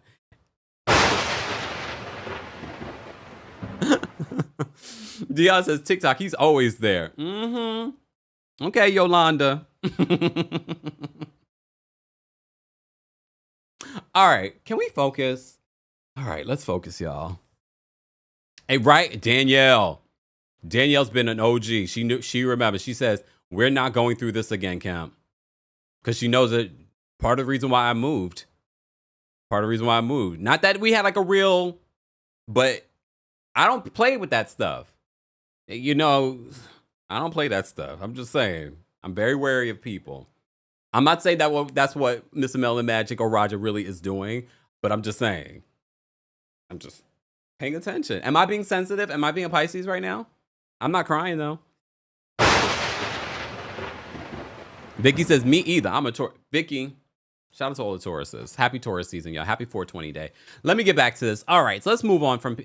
Again, I have to say about Pinky, I think this episode really just solidified why I think Pinky is a good addition this season. Will she be a good addition in the long run? I don't know. We shall see. Do I love everything about Pinky? Not necessarily. But I don't watch these shows wanting to love every single person on the show. I really don't have any faves on any of these shows like that. Unless, no, that's not true. Because there are certain people that make me laugh. Like on Rhode Island. I really love Alicia on Rhode Island. Mary Cosby. Do I love her all the time? No. But she makes me laugh on Salt Lake City. On this show, do I have a fave? I don't have a fave on Atlanta or Potomac. I don't have a fave. Not to the point where I'm like, oh my God, I love them. No. I love certain things that people do, like Stacey on Potomac, but no. But anyway. Exactly. Jan says Tauruses love our privacy. Yeah, and not being stalked. All right. Okay, Winter says Pinky grew on me this episode because she kept it a buck. All right. Move on. Let's move on. So we can get to the damn, I have a lot more to talk about. All right. Buckle up. See, this is part of the reason why I also decided not to do Rhode Island on the same day, because I didn't want to feel like I was rushing it. We will be recapping Real Housewives of Rhode Island tomorrow during our Tuesday takeover, along with other pop culture stories and maybe some other reality TV stuff. Aisha, thank you so much for being a member for 42 months. That is a long time. Thank you so much. Aisha says, Taurus power, my B-day is Friday. Happy early birthday, Aisha. All right. Oh, here go Deborah. Deborah's trying to be shady. Deborah says, you absolutely loved Candy. Really? Okay. Exactly. Lisa says, give them horns. They don't realize that. Danny says, still not feeling Pinky. I can see it. Look, it's okay. It's okay. I think from a producer aspect, I can see why she's a good addition. Exactly. Chris says, take your time, Kempire. Give us all your thoughts. That's why I didn't want to do 2 recaps in a day, because then I feel rushed. I'm like, oh, I need to go take a break. And then, you know, when they bring it back to Black Sundays, we'll bring back our Black Mondays. You know what I mean? So Rhode Island will be tomorrow, okay? And maybe tomorrow will be more about Rhode Island, because I have a lot more to say. But stay tuned. Here you go, Letitia. Letitia said, nah, he loved Porsha. Y'all are shady in the chat. Y'all are shady. All right, let's move on to this Cynthia, K. Michelle, and Pinky meetup. So I thought this was a cute scene. So K. Michelle says that Pinky and her are sorors. They both are part of the Delta sorority. Okay. K. Michelle says that she's she ends up getting a little of that watermelon juice with some vodka. Here's the thing, Pisces. And I was just saying this to my Virgo friend the other day because he has a Pisces friend too. Pisces, and I know this because I know a lot of Pisces. Y'all got to be careful with the drink. Y'all like a good drink, but sometimes it can be too much. Mean like you're drinking too much. So y'all got to be careful. I know a lot of Pisces, and I noticed a trend with some of the Pisces. Y'all like to drink, and I'm not just talking about drinking. Like, oh, I like a drink. No, y'all like to get drunk, blackout drunk, and drunk all the time. Y'all gotta be careful. You're prone to like substance abuse. Y'all gotta be careful. I'm not saying anything about K. Michelle. I'm not saying because I don't see that with K. Michelle, and I don't see that because Cynthia's a Pisces too. But they all like to drink. They all like to drink. See, Liquid Beth says, as a Pisces, I agree. We love a little nip. We love a little nip. Okay. All right. Just saying. Look, Jermaine says facts coming from a Pisces. Do I not know my Pisces? Y'all think? Oh, damn. Woo. Jermaine says, I passed the blackout stage, but you had a period of doing that, right? Some of y'all haven't, though. I work for y'all. I do say it to my Pisces people. I'm like, y'all got to be careful with that. Just saying. But all right. Queen Shamama says, yes, and I'm a Pisces. I love my tequila, but I'm the healed version, so I also know my limits. Just saying. Okay. Okemia says that K. Michelle was drunk on Jason Lee's, but she seemed in control. She didn't seem drunk. Okay. That's true. Miss Alex says water signs in general. I'm a Scorpio and I watch my intake. That's true. But I notice it with Pisces. I feel like Pisces, unhealed Pisces don't know when to stop. So you got to be careful. All right. This is if you're new here, you're probably like, y'all talk a lot about astrological signs. We do. It's a science. It's a science. Okay.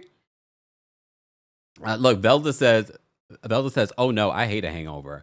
I've never been drunk. I've never had a hangover. I don't even know what that feels like. I don't want to know what that feels like. I know at my big age, never. I always say that I think in a past life, I may have been a Pisces and I was a drunk. Oh, no. I feel like in a past life, I probably was a lush and like all get out. Like I did all the things. So in this life, I was like, I'm not doing any of the things. I am not prone to any of it.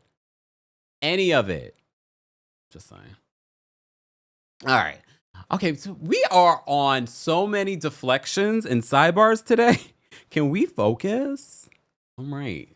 So K. Michelle gets her drink. She says she thinks that she's entitled to getting a little bit of a drink because she said after my ass popping out of the back. I was like, okay. This is what K. Michelle's great for. Like her commentary is really, really funny and cute. So then they react to K. Michelle's tweets. And we remember this live and in living color. We were like, who is she calling a bimbo? Like what happened during filming? We had no idea that she was talking about Porsha. So this is why I say this season of Atlanta feels a little campy. It feels a little like it's a scripted show because then they do this whole toxic tweets by K. Michelle and they go through all the tweets. All the women are reading K. Michelle's tweets and she calls someone on the cast a bimbo. She literally says, bimbos are the loudest and most confident. Shut your face. Who would have thought after that pedicure scene that she would have went to do this? But she probably went home and thought to herself, was she trying to set me up the way that she set up Kelli? Maybe. I could see her doing that. All right. Cindy says it's giving T-Mobile. Let me tell y'all a story. Can we take another sidebar real quick before we get to K. Michelle's toxic tweets? So I live in a building. And I noticed on my phone, y'all know I got Verizon. I don't have great reception in the building. And then, we have this community group chat and the community group chat someone had the same question. They have Verizon too, and they're like, I have this issue, and sometimes my calls drop out. Why? And look at me telling on myself. Why did someone in the chat say, yeah, I was having the same issue and I had to switch to T-Mobile? What? I had to switch to T-Mobile. And look, for those that have T-Mobile, it's a running joke here on the channel. But I understand in certain places, T-Mobile is better than most. But I was taken back. I was like, not T-Mobile. So did I switch to T-Mobile? No, I'm sticking with my Verizon and my drop calls. Okay. I don't make that many calls anyway. I might need to switch to T-Mobile, y'all.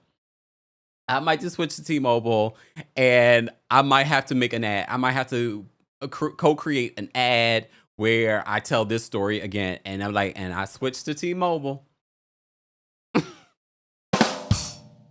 Just clip this T-Mobile and just use it as an ad, but pay me my money. Pay me my money. Jermaine says, kept clutched his pearls. I said, you did what? Wait. You did what? She said she had to switch to T-Mobile and she hasn't had an issue since. Should I switch to T-Mobile, y'all? I hear it's cheaper too, and you guys got all kinds of benefits. Oh,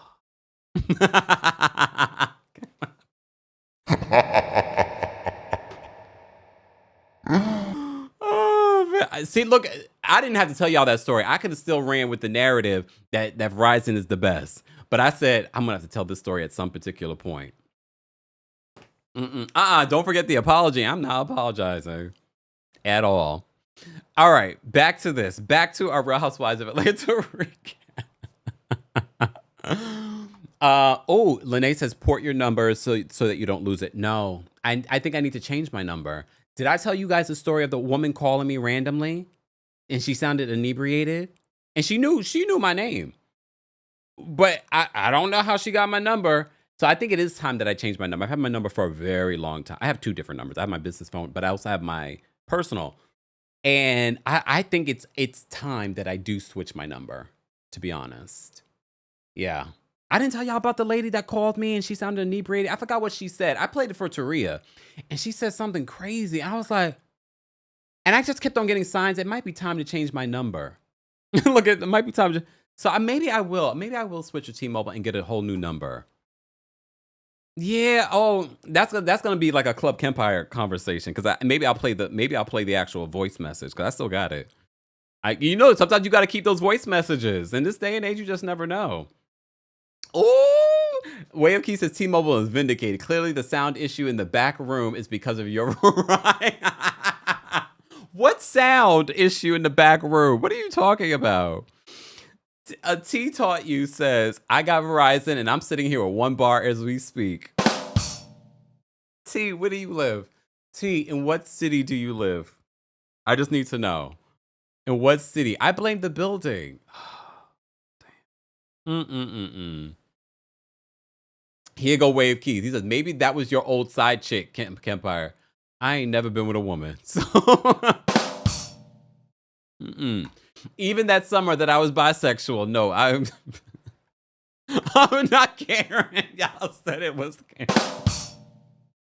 Wait a minute. No. The number wasn't from the DMV. Y'all are hilarious. I was like, wait a second. Was it Karen? Y'all. Can we focus? Oh, now the back of my head's tightening again. Y'all are hilarious today. It's not, honestly, it kind of sounded like Karen. That's all I'm thinking. I gotta go listen back to the voice message. Should I play it here for you guys? No, I'm not doing that. Michelle says that T-Mobile's the best. Okay. Miss Alex says, Kemp, you a virgin? OMG. Gus says, I was going to say, what about that buy for summer? Who said anything happened? Okay. Who said that? Y'all are a fool in the chat. And if you're listening to the podcast version of this, it might be worth it for you to go and watch the replay of the chat, because even I missed some of the things that are said in the chat. Okay, I can't see everything. We have 2,000 people watching, so I can't see everything. Brenda says Kempire, aka Blue Eyes. Goodbye, all of you. I'm not done. Let's talk about this scene. So this was actually a really cute scene. So they go through K Michelle's toxic tweets. And she's like, bimbos are the loudest and most confident. Shut your face. K Michelle in her confessions was like, I'm gonna say what I'm gonna say on X. You better be careful though, K Michelle. They will dock your pay. They did it to Candace. Candace said that because she liked certain tweets and posted certain tweets, they took nearly like $30,000 from her. Okay. It was nearly $30,000 they took from Candace for her tweets. So K Michelle said she told Porsha about what's been going on with her. And I don't know the full understanding of what was said in those conversations. I don't know if Porsha just wasn't paying attention, because I could see Porsha not paying attention either, or not associating what K Michelle went through with what she went through recently. So, all right. So apparently the bimbo that K Michelle was talking to a few months ago, it was Porsha. Okay. So K Michelle in her head is thinking, this dingbat, and says she realized that she then thought to herself when she went home, was Porsha trying to set her up, very much like what she did with Kelli. Maybe. I mean, I didn't think about that until K Michelle said it, and I was like, oh, wait a minute. Was Porsha doing that? But I really don't think Porsha was, to be honest. I don't think Porsha was being shady in this moment. I also don't think that Porsha is going to come for K Michelle like that. At least not in the beginning of the season. I think she's keeping her beef with Kelli. So Cynthia defends Porsha, and she says, I think Porsha may have misspoke. Okay? I think Porsha may have misspoke. And I have to agree with that too. I do think that Porsha I think Porsha doesn't have social cues. I do think Porsha is less than smart. I do think, and I'm not making excuses for Porsha. Porsha should do better. I think Porsha bring up the miscarriage randomly. Even if it was a miscarriage, I don't think I would have said that. I would let K Michelle say it. You know what I mean? So Cynthia thinks that, first of all, Cynthia's confessional, she looks stunning. That hair, I don't like the way that Cynthia looked in the scene, but the confessional, the hair, the dress, I was like, all right, Cynthia, we see you. All right. K Michelle then talks about, she asked Cynthia, she's like, why does Phaedra always all she do is giggle? And then they flash back to these different moments with Phaedra giggling. I love that moment. I thought that was hilarious that K Michelle called Phaedra out for that. K Michelle does like Phaedra. She talks about that in recent interviews. But she wouldn't you do that if you're new in a friend group and you're noticing things about people? She don't say nothing. She just be giggling. That's because Phaedra's never going to give you the real Phaedra. Phaedra refuses to open up to... Look, I appreciate the humor in this moment, but I'm going to break down the reality of it. Phaedra's never going to give you a real moment. Phaedra's always going to give you performative. Phaedra is not going to be real with you. She's not going to tell you your secrets. She's just going to sit there and be like, oh, yes. That's all she's going to give you. That's it. So I just thought it was funny that K Michelle pointed it out. I was like, oh. So Pinky says that Phaedra is spreading rumors that she's eating meat. So apparently Pinky used to eat meat, and she had a different business before this where she was selling ribs. And look, no, because Pinky says she's on the board of PETA. So if she started selling meat now, I'd be like, that's weird. But to me, if Pinky wasn't on the board of PETA and she was selling meat and she was doing something vegan, I'm like, she's a serial entrepreneur. She's vegan herself, but she's also married to someone that eats meat. I don't see anything wrong with it, but apparently Pinky takes it very serious because she's on the board of PETA, and she doesn't like the fact that Phaedra is going around spreading rumors that Pinky eats meat. I don't know. I feel like this is a little bit of a reach. I feel like it's a reach on everyone's part. I feel like it's a reach in regards to Pinky being upset about it and that Phaedra's spreading a rumor. I think Phaedra may have been being funny, maybe, but I get why Pinky might be upset. I'm twerking on a fence, y'all. I'm twerking on a fence because I feel like it's a reach. I feel like it's someone trying to produce some sort of storyline, trying to produce some beef between them. And I don't even know if it's them that's producing the beef. But I get it. Pinky's like, don't be spreading rumors that I'm eating meat because I am on the board of PETA. So that's bad for business. But at the same time, I feel like maybe Phaedra was being facetious, right? I don't feel like it was that deep because it is a fact that she used to sell ribs and stuff like that. But there's a lot of people. My sister used to be vegan. She's not vegan anymore. I think she's like pescatarian. But she used to eat meat before. Jamaican. It's not surprising to me that Pinky may have eaten meat before and that now she's vegan. You get what I mean? So I don't know. I feel like it's a bit of a reach, right? Lori Ann says, Kemp, you in a twerking mood today. Apparently so was Shamia. Okay, she wasn't twerking, but why is she showing people her bum? We'll get to it. The Mellow reacts says, it's Shamia spreading the false information. Phaedra didn't say that. Well, you're right. And maybe we'll get more clarity on that on next week's episode because I feel like somebody's lying and I don't feel like it's Pinky. And for the first time, I don't know if it's Phaedra lying. All right. LW says it's definitely giving reach. All right. So I'm not the only one. Because I was like, wait, why? Because I feel like Phaedra may have said that facetiously. That Mrs. Rumbum, TJ. Oh, Superstar 7 says Pinky never stopped eating meat, but I digress. What do you know, 7? What do you know? 7, I need you to elaborate. She says Pinky never stopped eating meat. Hold on. Let me put on my glasses and put it on the tip of my nose like Dr. Eugene. Look. Okay. What do you mean she stopped? But now that you guys say that when they flash back, it was Shamia. It was Shamia the one spreading that information. And based on what we've seen of Shamia this season, it feels like Shamia is trying to cause issues in a bunch of different friendships. I never thought about it. Now that you say that. Did you guys see the clip of Shamia complaining to her friend? Did you guys see that clip where she was complaining? We played it on one of the previous lives that we did.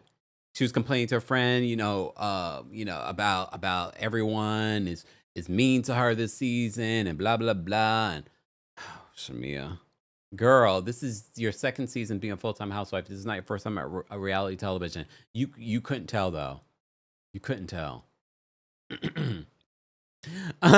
Kay says, when she said that about Phaedra, I thought about you, Kempire. Ooh, yes. Excuse me, y'all. Excuse me. Lord, allergies. The pollen is crazy right now. I had to take out my glasses, y'all. All right. Oh, it's a beautiful picture of Aaliyah in your profile picture.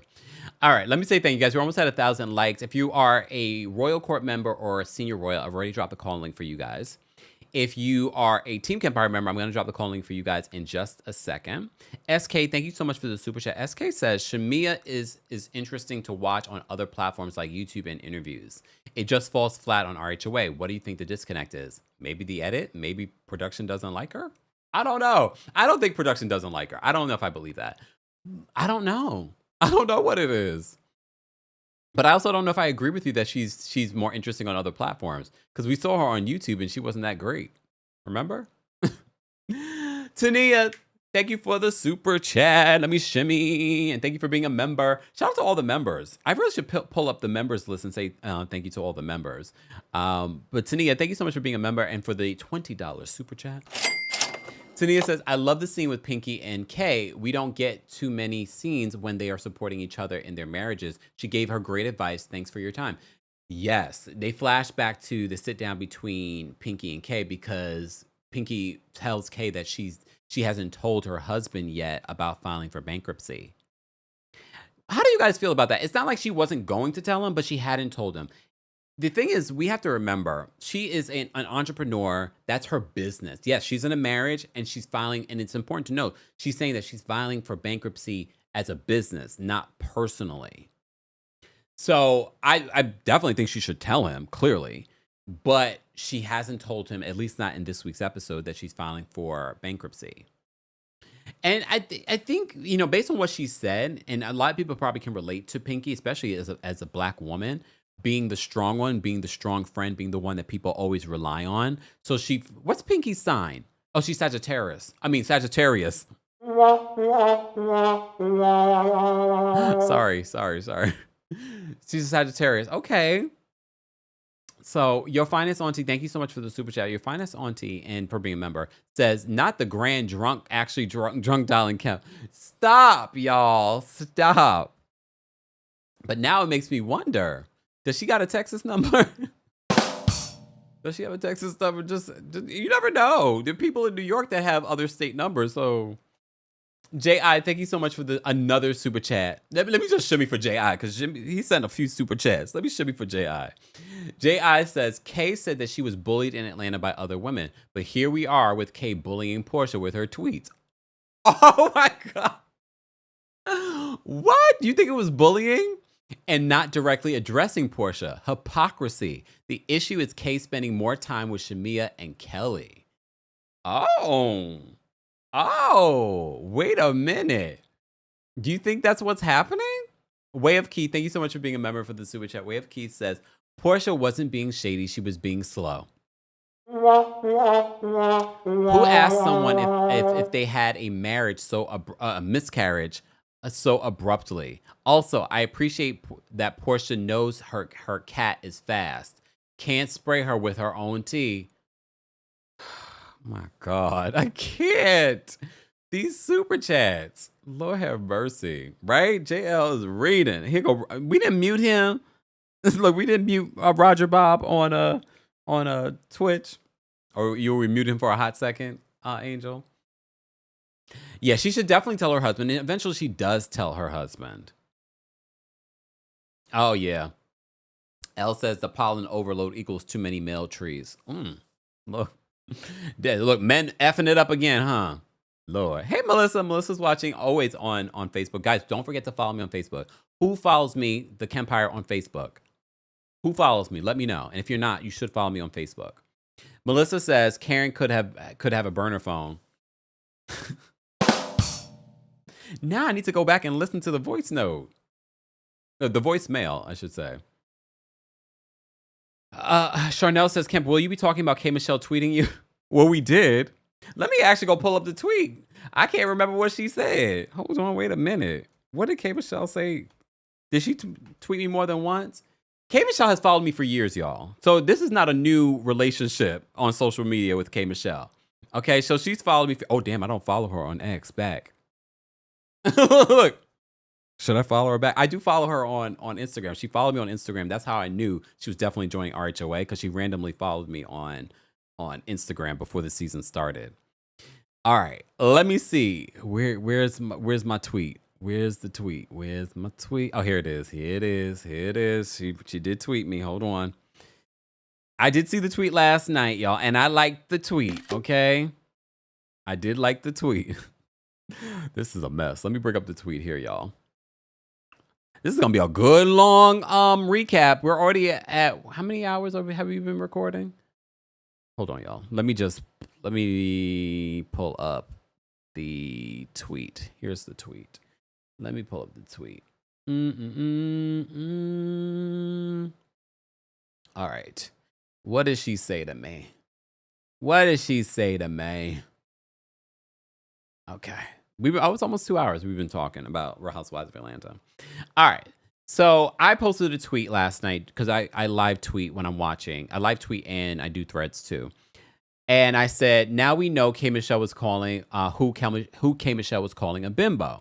But I also think K. Michelle is extra sensitive. Porsha just says whatever comes to her mind. I don't think she was being shady. #RHOA. So K. Michelle says, she retweets my post and says, I agree. I'm super sensitive. I love extra hard. I'm just not the person to say anything to. I agree with that. In regards to, I don't know if I could be friends with K. Michelle, because I feel like anything that I say, she's going to take it in another way. And I don't like walking on eggshells with friendship. Okay. And that's very Pisces of her.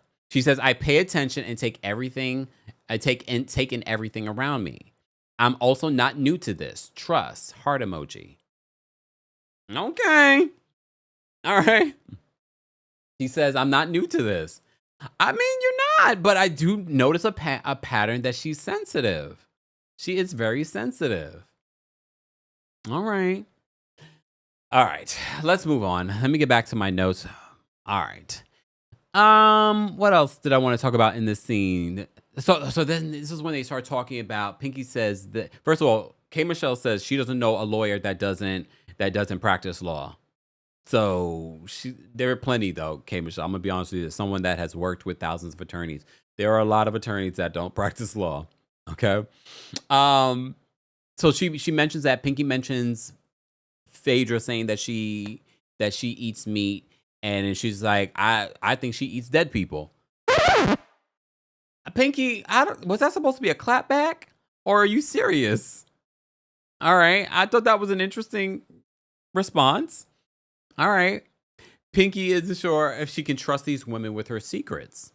All right. And they flash back to a conversation that she had with K. Michelle about her bankruptcy. So K. Michelle knew about her bankruptcy before her husband. As a partner, I would be a little upset that this reality show production, these other women know about your bankruptcy before me, your life partner, your husband, the father of your children. I would probably feel a way about that. Maybe that's my Cancer rising, being a little sensitive. But how would you feel that I look back and watch it, so K. Michelle knew about your bankruptcy before I did?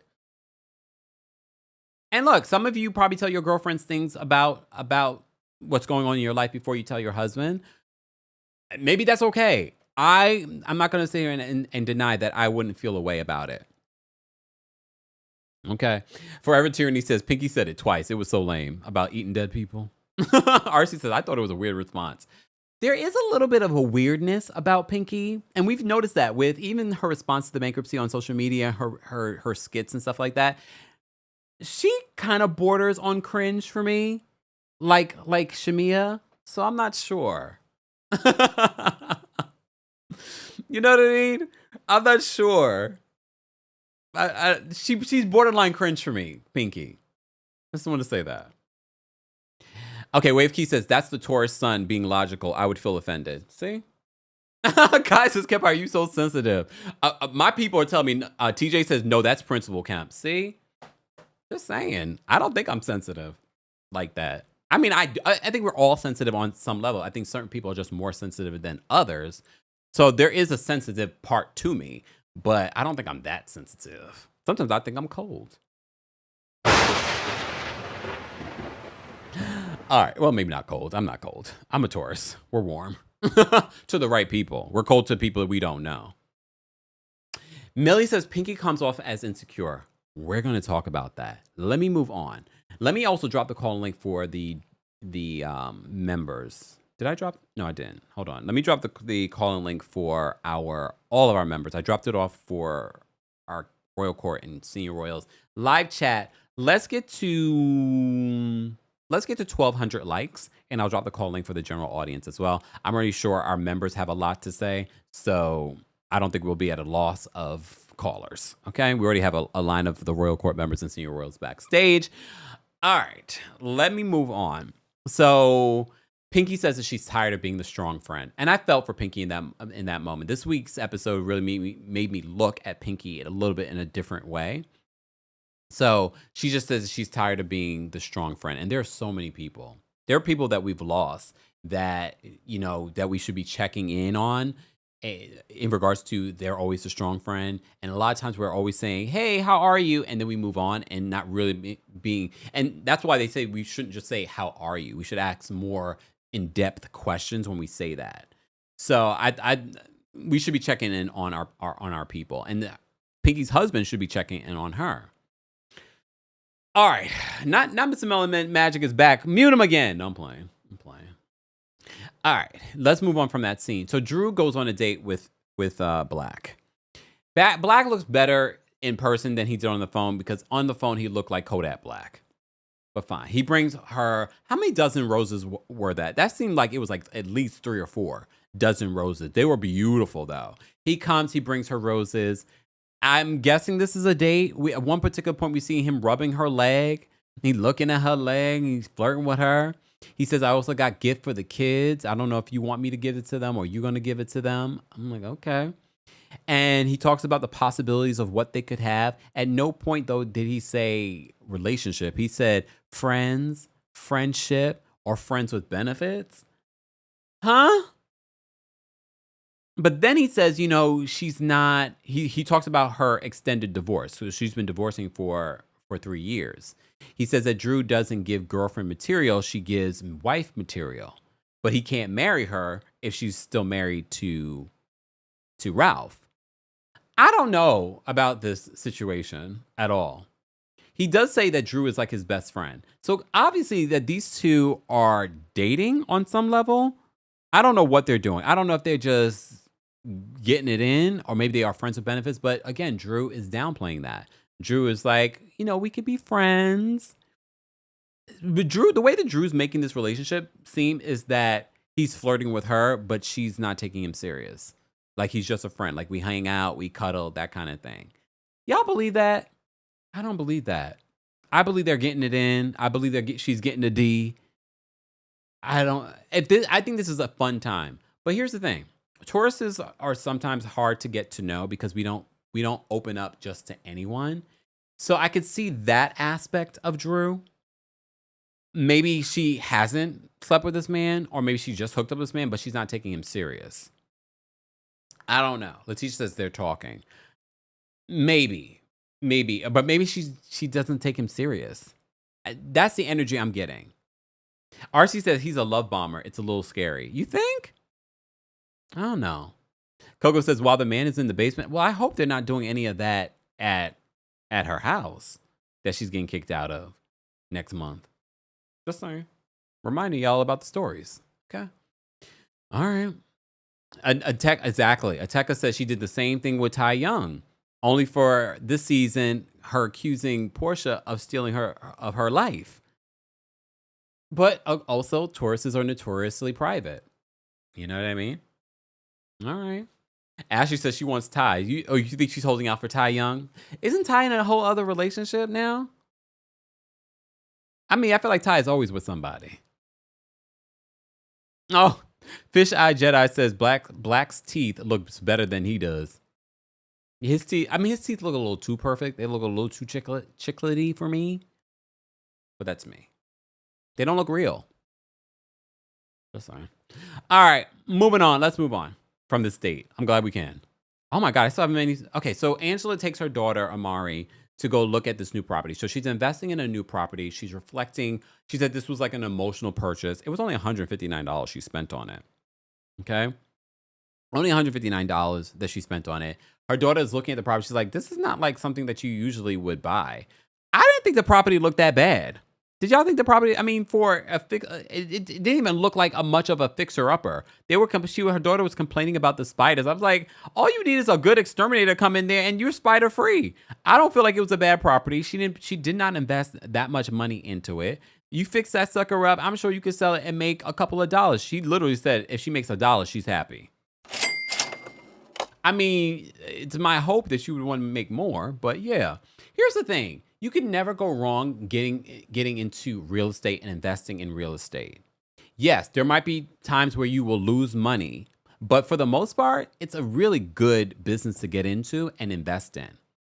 And especially if you're in Georgia, and you're making good money, you could definitely get good properties and sell them and things like that. So I'm not worried for Angela. I think that's just a part of her storyline. And I think they were trying to be over the top with the reaction to the property, but the property did not look that bad.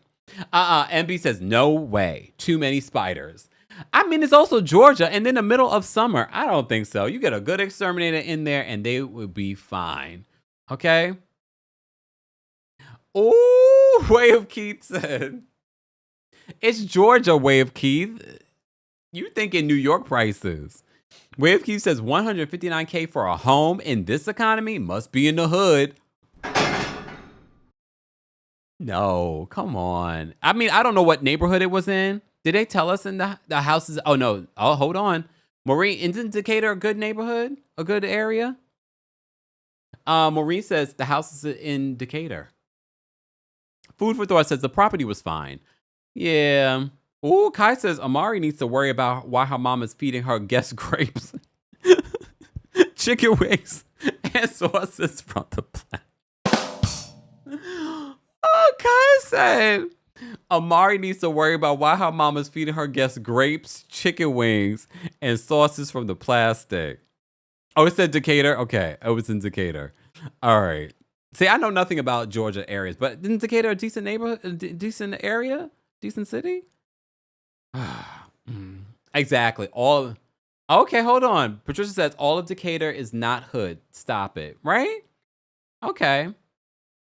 Okay, this is it. This is why I love when you guys weigh in. SA Unique says, Decatur certain parts are nice, like near Emory. That's what I've heard. But like anywhere, like even New York, there are certain parts that are like even Manhattan. Manhattan has some nice areas and Manhattan has some bad areas. Just saying. Staten Island too. All right. Brooklyn too. All right, let's move on. So she gets emotional talking about her mom Angela during the scene. This was just, I think this house tour was to kind of give us more story for Angela and what Angela has been going through. Like I said, this was an emotional purchase for her. She has not told or shown Charles this property. He's not involved in this property like that. She says that she told Charles that she's in contract with the house, but he has not seen the property. All right. Let's talk about Shamia meeting with her rum company. So she goes to her friend's space. I don't know what her friend does there, but apparently the friend introduced her to her lawyer. But the friend had a green beard and a green tie. Was it what? No, it's the summer, so it wasn't St. Patrick's Day. Why did her friend have a green beard? I didn't understand that, but okay. Her attorney at least did not have the green beard. Okay, so the attorney looked normal. Okay. So Shamia meets with her attorney and the rum company that's going to be doing her rum. So she came up with this whole idea. She's going to do a molding of her derriere, her butt, her bum, and she's going to sell her rum that way. But it's going to be like a peach rum. But there are no peaches in Grenada. If you're from Grenada, is that true? Or are they just telling us this to? It felt like they were trying to create like a challenge for her. They were trying to create a story. I don't know. I don't know if based on the rum company's handling of it, they were sort of like, no, that shouldn't be we don't have, peaches are not known in Grenada. However, it shouldn't be an issue for us to import it. Even though her attorney was like, well, now you're talking about import fees and things like that. I don't know. Obviously, Shamia did not do her research before coming to this meeting in regards to it. So she said she's going, I'm doing a peach rum. We're going to call it Rum Bum. And she gets up from her meeting with her business partners that are on Zoom and her attorney's right there, her new attorney. She gets up and she shows her bum. At first, I said she twerked, but she didn't really twerk when I rewatched the playback. I just assumed that she twerked because it's Shamia. But she got up during a business meeting and turned around and showed her butt to her attorney and to the entire family, including it looked like the patriarch that was there, her bum. And she's like, oh my God, so they're going to think I'm so unprofessional because you are. I was like, the Countess of Cringe continues. Like, Shamia, stop. Like, we don't need to see that. Okay. So the bottle will be a mold of her butt, but there's no peaches in Grenada, and importing peaches might be expensive. But it didn't seem that way. It didn't seem like it would be a challenge for the rum company. So then they start talking about the business, and she reminds them like, this is going to all be on me. So they talk about how much it would first start off with in regards to produce her bottles. It would be $30 starting for rum. And I had to Google schmoogle what's the going rate for rum? And yes, rum can get expensive. The most I saw was probably like $55. So she's already, and look, and I'll give it to her. She didn't seem like she was bad at business, but she's like, oh, that doesn't sound good at $30. Because they're saying it would probably start at $30, but but they're going to probably have to revisit, like, how much is that going to cost in regards to producing this rum? Because if it's starting at $30, how much is it going to be on the shelf? She's going to have to at least make it, it's going to be a premium rum. Because then now you're up in the, what, $55 range? I think, I don't know. How much you guys think? I mean, some Ray and Nephew seem to be cheap. How much is Ray and Nephew? Jamaicans in the chat? How much is Ray and Nephew? Because I'd much rather get that than some peach rum. And we might have to get the peach rum though, because I want to see what her rum look like. Her rum bum look like. But damn, Jermaine said that rum would be gathering cobwebs. Ocean V says Shamia acts so immature. Senior DSC says that's why Gerald ain't coming. That's why he wasn't sold on the business. Pay attention to him. Like, if you're going to bring him there and you're asking him his advice, okay? Well, see, Miss Alex says, I'm not paying no $50 for rum. Oh my gosh.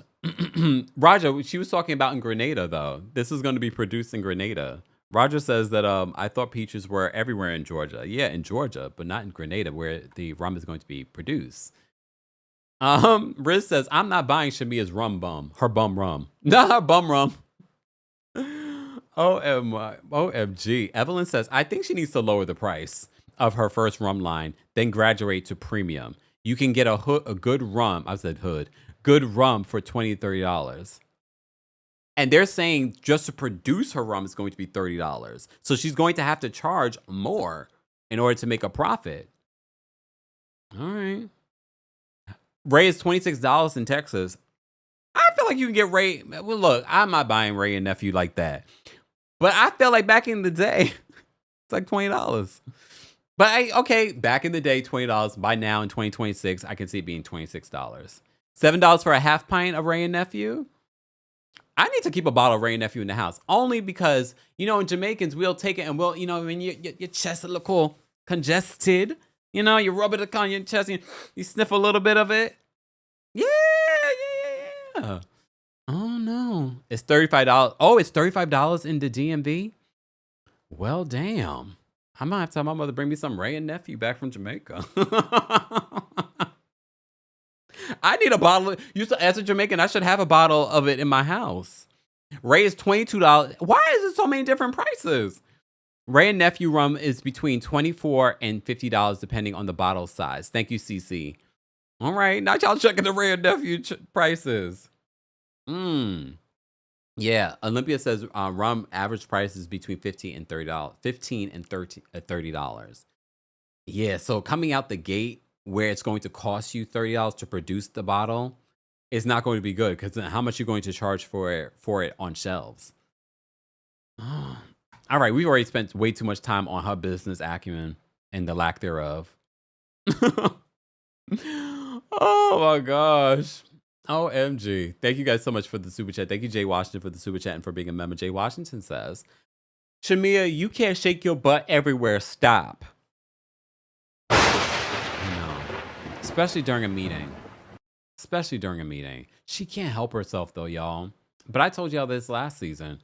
I don't think this is going to change for Shamia, and I don't need her to change. Be yourself, but I can't change the fact that I am going to cringe every time you are yourself. What? Hold on. RC says it was $69 for the 1.5 liter in Georgia, but that's big. 1.5 liters, but $69. All right. Right. Rita says that Rita Licious says she will have to charge at least $60. It's difficult and expensive to ship alcohol. Everybody want to be Bethany Frankel on Real Housewives. Lord have mercy. All right, let's move on because we have a couple more scenes. Let's talk about Pinky and Derek's date night. Pinky's husband. There is something about Pinky and Derek's relationship that is a little bit worrisome to me. I pointed it out last week, and I still kind of feel that way. I feel like she pours into him more than that he pours into her. Again, disclaimer, because some of you will get in your feelings like, Kempire, but We are watching an edited show, but we are also recapping a show. So I have to tell you what I feel on what I'm watching. I'm not saying that they have a terrible marriage, but what I'm saying, I'm seeing some flags and I'm like, I'm a little concerned. Because I always feel like she's pouring into him. They get out the car, they're going into the restaurant, and she's like, oh, so handsome. And did he say, and you look beautiful tonight? Maybe he did, and they edited it out. I don't know, but I didn't see it. So I didn't say it. All right. I'm only pointing that out because of later on in the conversation, because I feel like this scene was sort of making up for the last scene. And it wouldn't shock me that they probably were like, yeah, that last scene that we did not go well. We might need to clean it up. And that's why we're getting this scene. And I don't feel like it cleans it up for me, because there's something else that's said during the scene that says to me red flags. I've been twerking on a fence. I've been doing a Shamia this entire recap when it comes to what's going on with these ladies. So Pinky and Derek, they are having their date night. All right. She asked him, if he could do it all over again with her, would he? And at first she doesn't understand what he says, because she's like, wait, you wouldn't? It feels like she's always looking for reassurance from him. And that's it's giving, oh gosh, I hate to say this because I don't like calling anyone a pick me. It's kind of giving pick me energy. And I'm putting it out here now, so when we revisit maybe later, okay? Because it kind of is giving that. Because like, why is that the question that you're asking on a date night? And maybe we wouldn't have said anything before if we didn't see the red flags from before. But I'm seeing some red flags, and I'm just like, it always feels like she's pouring into him and not the other way around. All right. So Pinky says that they were married for a year before they were ready to call it quits. Jay Washington says, Kempire, you got to get off the gate today. Pick a side. No, I'm talking on that fence. So she says that they were together for a year. Remember, after 3 months of being together, she was pregnant. And then she's had a baby like the first 3 years of their marriage. And they got married very quickly. So she says after being together a year, they were headed down to the courthouse to get a divorce. And as she was getting out the car, he was like, you better not get out that car. So they ended up in the car praying, kissed each other, and went back home. Oh, hold on, wait a minute. I feel like there's an element to that story that we're missing. Why were we down at the courthouse together, ready to file for divorce? Yeah, I agree, Drea. Drea says the first year can be tough. But I'm noticing it's not like it was just the first year. We're getting a lot of stuff, a lot of red flags from last week and now this week. When she's saying that she felt alone when she was going through what she was going through. And then he was like, well, you weren't alone. I was here. And she was like, oh, spiritually. And then you notice out during this dinner, this date night, he talks like, I want to be there for you, financially and spiritually. I feel like this was a cleanup scene, guys, from the last scene. Just see something, say something. So that stood out to me. Ding, ding, ding, ding. They were together for a year. They went down to the courthouse, and she was about to get out the car. She was ready to file. He's like, you better not get out that car. Okay, Tina, you better not get out that car. She gets back in the car. They prayed, kissed, and went back home. Okay. All right. Look, I'm shaking. Look, okay. All right. Red flag. So Pinky says some people might say that they rushed into marriage, and now they're sort of like dating after marriage. All right. I mean, there are some red flags in this marriage. I don't know, but you like it, I love it for you. Okay, fine. So Derek says that he wants to be there for Pinky, but she still doesn't tell him what's going on. She still doesn't tell him in this scene that she filed for bankruptcy. She says she's not really ready yet. but he wants to be her main support system. Again, I feel like this was a cleanup scene from the last scene. He says that he wants to be there financially for her and also spiritually. Mind you, he also is in the restaurant business and his restaurants are doing well. But he said he wants to be there for her. But Pinky says that what's going on with her is not his problem. I do think that she holds on to a lot of stuff for herself. So I feel like if I looked at her birth chart, I wouldn't be surprised if we saw some Taurus in there too. But Sagittarius, Sagittarius, weigh in. Is that a Sagittarius trait? Because it feels like she's holding on to a lot of stuff, but that's supposed to be your partner. I don't know, because I just feel like if she trusted him after 5 years of being together, kids and things like that, she would be like, she's already told like other people, you're already having conversations with, your business partners or someone that's supposed to help you. I don't know, so I'm not sure what's happening here, but I'm keeping a close eye on it. Right? Mary Jane, hey, Miss Mary Jane. Miss Mary Jane says, you can't keep secrets in your marriage if you want it to work. I don't know if it's necessarily a secret because she says she's definitely going to tell him, but when is she going to tell him? She done told everybody but him at this point. You know what I mean? Like she told K. Michelle, she told Cynthia, she told the attorney. When are you going to tell your husband, who's also in that business with you? Oh, Deborah says, absolutely a Sagittarius trait. Oh, wow. Amara says, my brother and dad are Sagittarius. They are very secretive. In a bad way or to protect you? All right. Now he humbles her. TMZZ says he humbles her. Yeah, that was a lot of people were reacting to that last week. A lot of people were reacting to that. All right, let me move on. Let's get to this last scene. So we get to this last scene. If you're just joining us, guys, I've been talking for 2 hours about the Real Housewives of Atlanta. If you haven't already, be sure to like the video. We're almost at 1,200 likes. Once we get 1,200 likes, I will drop the call link for the general audience as well. If you're listening to the podcast version, which is a more cleaned up version. Namaste Jay says, Kemp, don't start with us. Okay, Sagittarius, I'm not playing with y'all. Creme Brulee says, I'm secretive and I'm a Sagittarius. See? There it goes. Y'all telling on yourselves.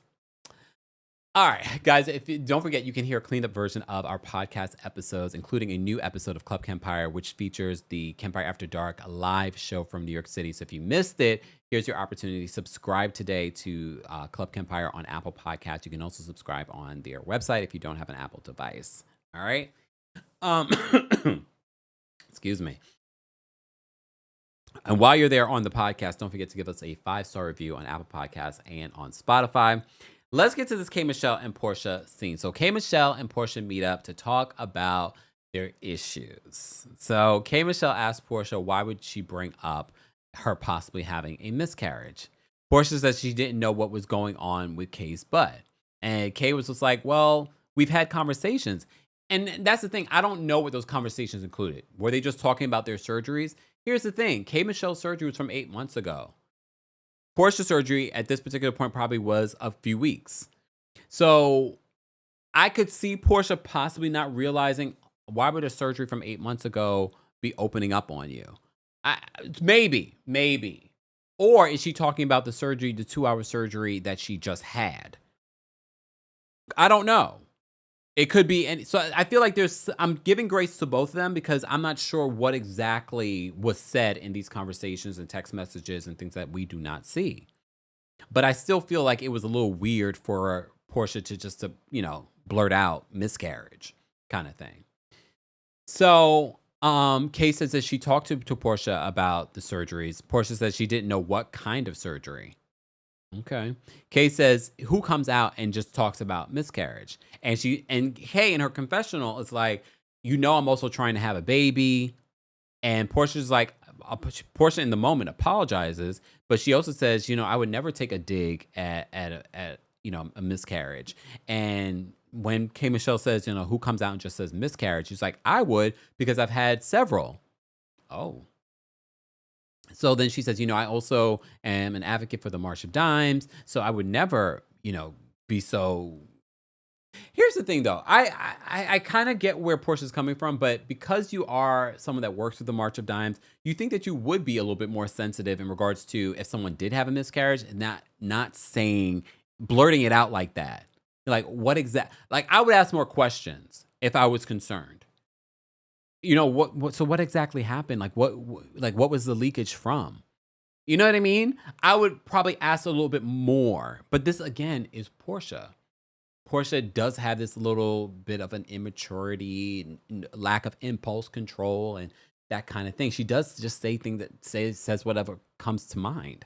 I'm not making excuses for it. I'm just telling you a pattern of behavior. Has she changed? Has she matured? Has she grown up? No, we've realized this already. All right. Exactly. Amara says a person who has dealt with that, you would have more compassion. Yeah, so that makes it land a little bit differently for me. But at the same time, do I think that K. Michelle is extra sensitive? Yes. Do I think that K. Michelle might be reaching a little bit? Yes. Do I think that Porsha could have been a little bit more sensitive because she's been through it? Yes. All those things can be true. Patricia says she's empty-headed. Well, all right. I'm at work, y'all, says, I love the way that Kate handled it. Porsha and Shamia's friendship is starting to make a lot more sense. Bimbos. Okemia says, I blame Diane. Now y'all blaming Mama Diane, but I could see it. Look. Look. Exactly. Ateka says, say Kempire, she's fool. Yeah, she is. She is. Porsha is. Lord. All right. Exactly. King of Kings says, we're talking about the person that thought it was 265 days in a year and that the Underground Railroad was a real train. I know. Miss Parker says that Porsha has loose lips and a slow brain. Porsha, do not watch any of the recaps because Portia's going to have her feelings hurt about Alicia says, if their prior conversations were that candid and it wasn't an issue, then why would Porsha think she was wrong to ask? Maybe. I don't know. Well, Dale, hold on. Way of Keith says, well, being a bimbo is hereditary. Who says that? Who said that? Is that true? Is that factual? Is that scientific? Is being a bimbo hereditary? Are you speaking from experience, Keith? Divine Sparkle says K. Michelle's reaching. I think K. Michelle is extra sensitive. I think she is. Because even after Porsha apologizes in this scene, in her confessional, which I love her new confessional with the silver cowboy S is giving Renaissance meets Cowboy Carter meets K. Michelle. Oh, Way of Keith says, you better tell her, Kempire, because I'm going to hurt her feelings. I know you are, Keith. All of y'all in the chat are going to hurt her feelings. Lou says, how Mama Underground Railroad get in it? Is it hereditary? I want to know. Millie says, I believe Keith. Miss Parker says, is hoism in the bloodline? Lord have mercy. Y'all need to stop. Can y'all do better?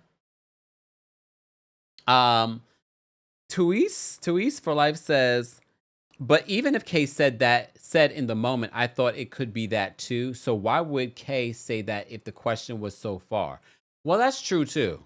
Because Kay did laugh in the moment when Porsha said that. And then she's like, I thought that too.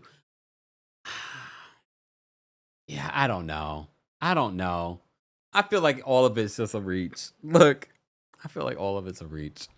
All right, let's move on. Let's get to our callers, guys. Don't forget, the opinions of the callers do not represent the opinions of myself, the Kempire LLC, or our sponsors. And be sure to check out our sponsors in the description. And everything that they say is alleged. If you're a member of the channel, I have dropped the call-in link on the community tab for all members. Live chat, once we get to 1,200 likes, I will drop the call-in link for you guys as well. Before we get to the callers, let me just say thank you.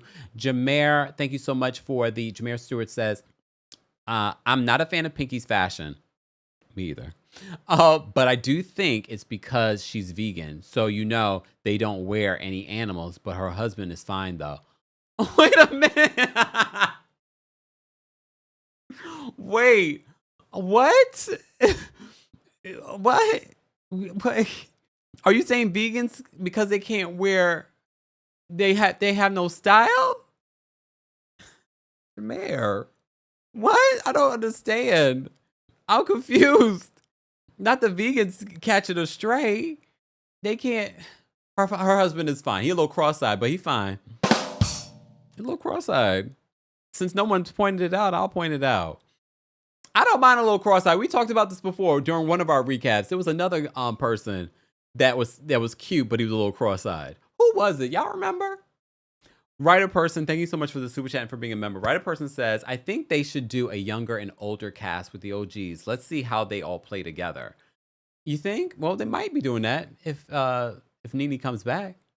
Demi, thank you so much for the super chat. Nice picture, Demi. She's got a new picture. Thank you for being a member, Demi. Demi says Shamia doesn't have enough cachet for rum, but to take off. Porsha might be able to pull it off. Oh, okay. Writer person, thank you for another super chat. Writer person says, I think Kay is being a little sensitive, but valid, and Porsha is being Porsha. I think those two things can be true. I agree with you. That's a perfect way to sum up that scene. But Porsha was very grateful to K. Michelle coming to her. But K. Michelle did admit she did go to the other ladies about it. But Porsha's like, this is some real sisterhood stuff. That's what she said. But K. Michelle's still in her confessional talking mess about Porsha. All right. He a little cross-eyed. Ain't he a little cross-eyed? I mean, so is Sheree's ex-husband. But there was someone else that we thought that was actually cute. Sheree's ex-husband was cross-eyed and ugly. What? All right, Bob Whitfield. Now, we weren't talking about Bob Whitfield. Jody, no, we weren't talking about Jody either. Because we don't think Jody's cute. Mika says that Andy Cohen is cockeyed. Andy's like, how I get in it? All right, let me get to the callers. Again, live chat. I will drop the call link for the for live chat, folks, general audience. Once we get to 1,200 likes, we have over 2,000 of you watching.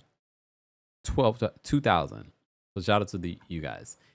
Members, I already dropped the call link for you guys. Miss Angel's backstage. Miss Angel, what did you want to share? Hey, Kim, and just for FYI, the maximum timeout on Twitch is 10 minutes. So Roger got blocked for 10 minutes. Wait, you blocked him? Well, no, he was on a timeout for 10 minutes. That's the max. Thank you. Do it again when you get a chance. I will do my service. Okay, so Porsha, we know she's a lot of things, but a critical thinker is not one of those things. So I totally don't think she had any malice with coming at Kay. She's just, a bobblehead up there. Black is getting all that camera time because Porsha put Drew on blast last year. So Drew's just trying to clean that up. I think that's the only reason we're seeing him on FaceTime and at this little date, because he flew his own self out to see Drew. And that's saying a lot. And then Angela, I respect her hustle, but I do not respect that spread. We've seen 2 very sorry meals from her. She needs to step that up because we know Angela is a boss. And that house, she will do a good profit because my in-laws used to do that. And they purchased the house for like $1,000 in Georgia because you can do that when they're foreclosed. So Angela, get your money back up. I'm here for that. And Pinky is hollering no prenup, but I think they should get a post-nup just for peace of mind because that marriage is on very shaky ground. If she can't speak to her husband about her finances and her company, especially when he's in the same business, there are red flags all over that. All right. Thanks so much, Angel. Thanks. Bye. Jermaine says, I disagree. Porsha critically thought to out-scam Simon. Well, Jermaine, you make a very valid point. That's a very valid point. Do you think that Porsha plays up the dumb? I could see that. I could definitely see that. But I think there is a part of Porsha that is. Never mind. Let me stop. Before Porsha unblocks me, then blocks me again. Just for Pete. She probably has. Who knows? All right. Angel's backstage. We were brought up Angel. Let me bring up Chef Lorraine. Chef Lorraine, what did you want to share about Real Housewives of Atlanta? Hello, Kempire. How are you? Oh, well, how are you? I'm doing well. So what I wanted to say really quick was, remember Well, you might be too young to remember the show Three's Company. No, I remember that. At least the Okay, reruns. you're right. So Porsha is Chrissy Snow. She is the Chrissy Snow of Atlanta. Mm, And K Michelle, I'm loving her on this season. And I just hope she don't beat anybody up before the end of the season. Pinky Cole, I feel for her. And it's hard when you married and you own a business, yeah. because I was in that situation, but Mm. to God be the glory, it's over. But The the marriage or the one last business? thing, huh? The marriage or the business? The marriage. Oh. Right. There you go. But one last thing, that poor Shamia is not going to make any money trying to shake her bum on some rum, embarrassing those people in Grenada because I'm West Indian as well. I'm half Dominican. Mm, I'm sorry. I'm that's right. half Dominican and a West Indian. And you gotta have a higher station in life, especially when you're trying to do business. And that's a family business. And Right? she's Like the gonna embarrass patriarch is right herself. there. Right. She's not gonna make any money. Her turnover is gonna be trash because she's only going to favor one demographic. Yeah. And I'm not gonna hold you no more. Love you. Thanks, Bye. Chef Lorraine. Take care. Yeah, I cringe, especially because West Indian is West Indian, Jamaican, from Grenada. I'm like, the older man is right there. You getting up and you really putting your butt in that man's face. I'm sure he enjoyed it, but still, have some shim. All right, let's bring up Dina Cole next. Dina Cole, what did you want to share about Real Housewives of Atlanta? Hey, Kim, let Hey, me step out the office again, Chip. okay, Always got to do that. gotta be 1 respectful. second. Mhm. People on the phone and everything. Hmm. What do you do for work? I'm a budget analyst for the Army. Oh, So, yeah. So I'm oh, it like must be a the hot mess right now. listen, every day I try not to cuss. It's not working. Oh Lord. Okay. I had to step outside. Yeah. So, first let me talk about Drew. I feel like Drew thinks we have stupid written on our forehead when it comes to this whole. Can you hear the flagpole in the background? No. Okay, good.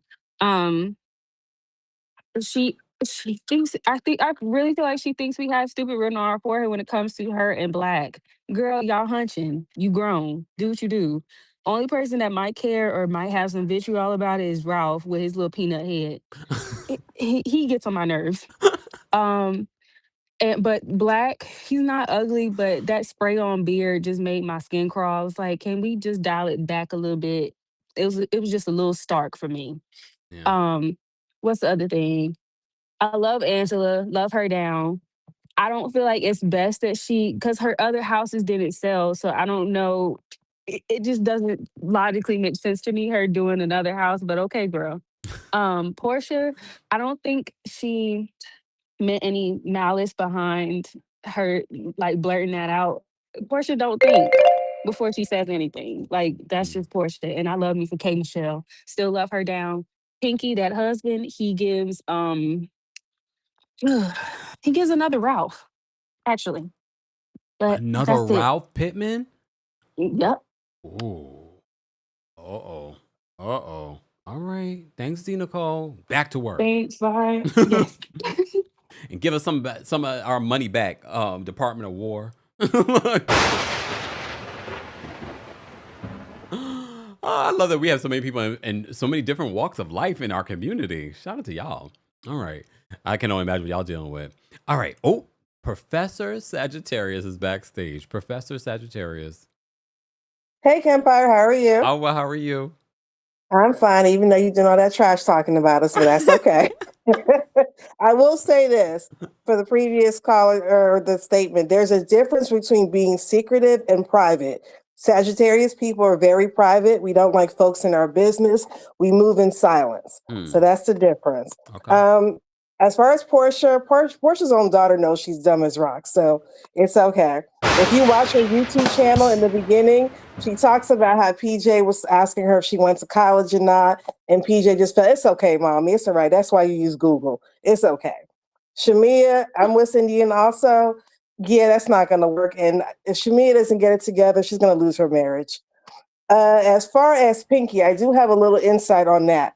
I had a girlfriend that was working with Pinky last year to Okay. kind of help with the behind the scenes. Mm. And that person specialized in HR and payroll. Mm-hmm. So you were right. Pinky did have somebody else handling the payroll, and that person did not know what they were doing. Mm. So she said Pinky had a lot of people in places that weren't supposed to be in those places that didn't know what they were doing. Pinky grew too fast for her own good. She didn't know what she was doing in business. She was naive.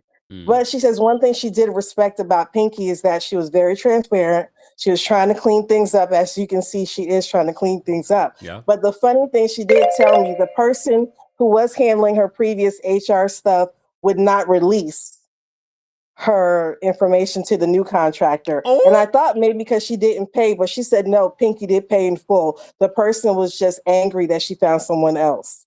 See? Thank you for calling Pinky and got a lot clarifying that. going on. She got a lot going on behind the scenes. And that's a lesson she's for all trying. of, and that's a lesson for all of us to learn from. Yes, yes. Wow. Thank you so much for that, Professor Sagittarius. You're welcome. Have a great day. You too. Wow. I mean, that makes sense, guys. When you're talking about $100 million business, you think Pinky's over here at the computer doing payroll? I don't even do my own payroll. I pay someone to do my payroll. So, and God, hope by the grace of God, hopefully they're doing what they're supposed to be doing. Okay.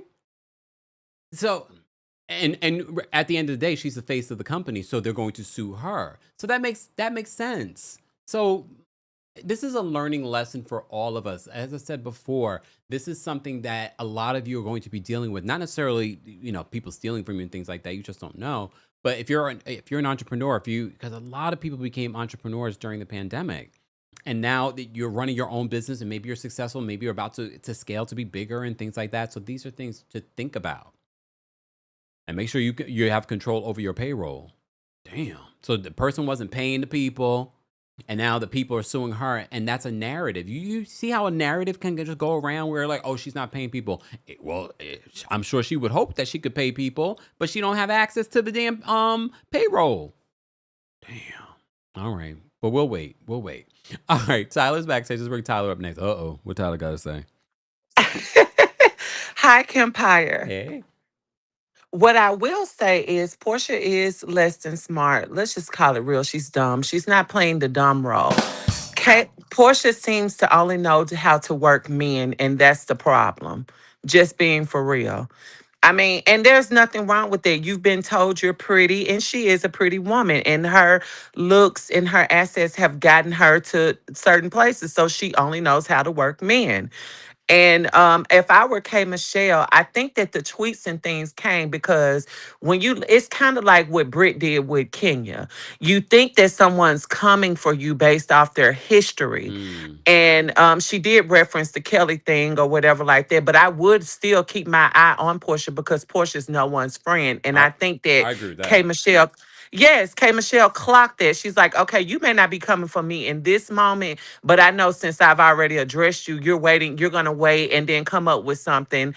And so I need to be, tuned in on you. I think that's what's going on. Mm-hmm. And as far as the show go, Pinky Cole is a Sagittarius like me. We are very private people, but we're too trusting. So I can see exactly what goes on. Most Sagittarius, they want to put everyone on. They have amazing ideas, but we're not good with execution. Hence Nene Leaks and all the other Sagittarius. Amazing ideas, but we're not good with execution. We need a Virgo or a Capricorn or a Taurus to help us with that. That's why they make good friends with us. But I agree.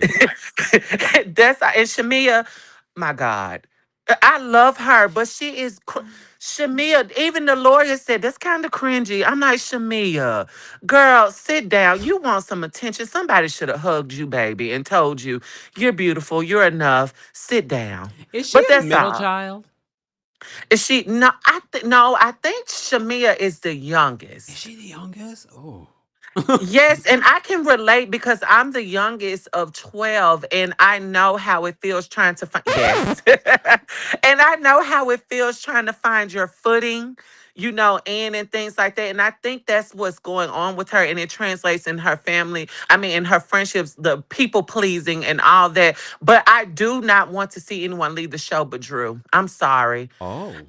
When you have an actress that's on the show, Mhm. seriously, I'm not trying to diminish her career or anything, but when you think like when they brought in K. Michelle, that's a notable name. She sold records. She did this and this and that. I'm sorry, I don't want an actress that's been struggling their whole career to find that big role.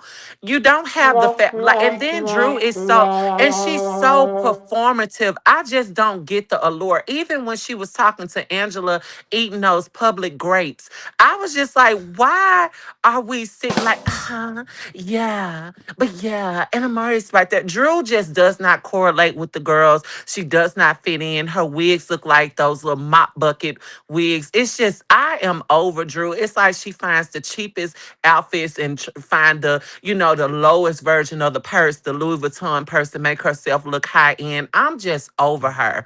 I'm sorry. I don't get it about Drew. She can roll. She does not fit in with the girls. They do bully her though. Yes. They do. Yeah. I will say that, but Especially if you last want Drew season. gone, Especially last they season. should try to include her and then phase her out. She keeps coming back because you all bully her. Stop. Be her friend so she can go. They propped But her that's up by doing the same with Stacey. Same with Stacey.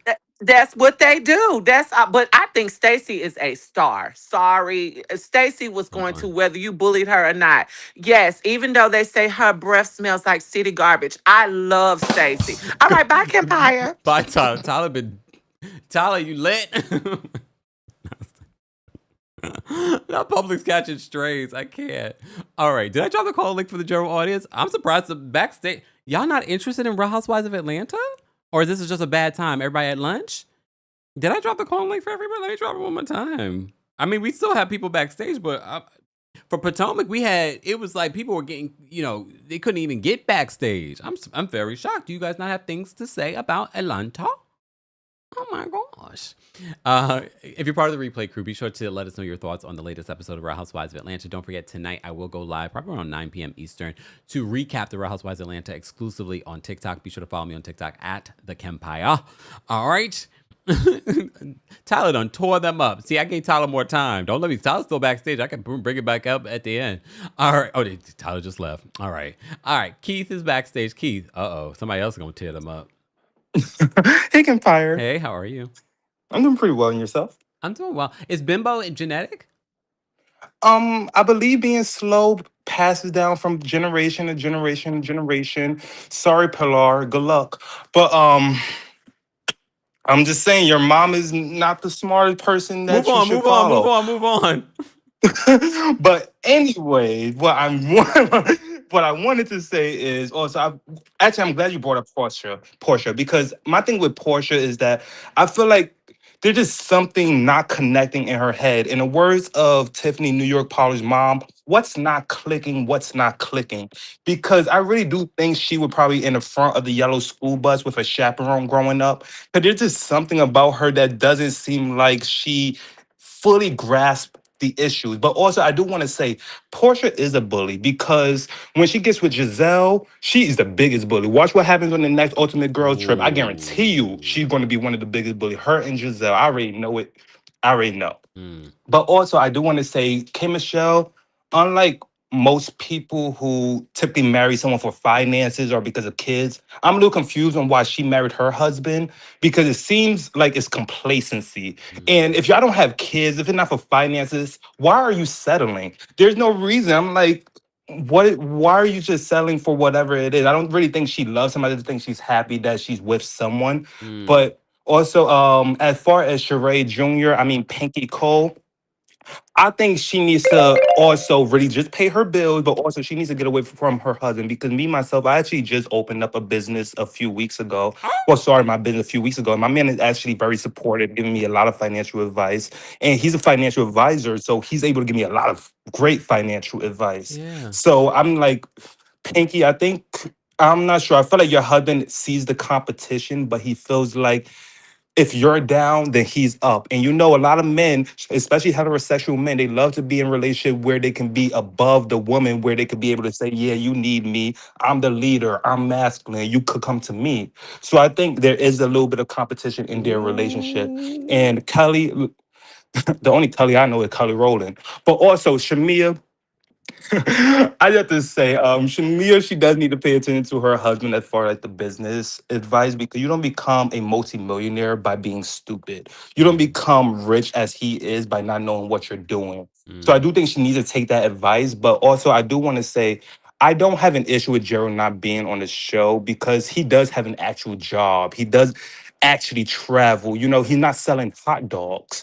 So because I think he does have an actual job that I think actually makes money, I don't think he necessarily needs to be a part of the group because he has to actually, you know, make money. But yeah, and also I just want to say, I think that's probably why we need to be wary of the husbands that can appear on every single scene. Uh-huh. Because you can appear on every single scene. You don't have a job, you don't have friends, you're not with your boys, you're not playing golf. I'm just saying. That's it. Thanks, Keith. Mess. OMG, Lord. Whitley, thank you so much for being here. Whitley says the payroll person was stealing, also paying an extra employee, aka money, going into their secret bank account. Another reason why she won't hand over that payroll. Ugh. Yeah, could you go to jail for something like that? Wow. I don't understand how she's not able. Like, she probably has to sue them in order for her to hand over the payroll. That's crazy. Can you imagine? That's crazy to me. All right. Let me bring up TJ next. TJ, what's going on?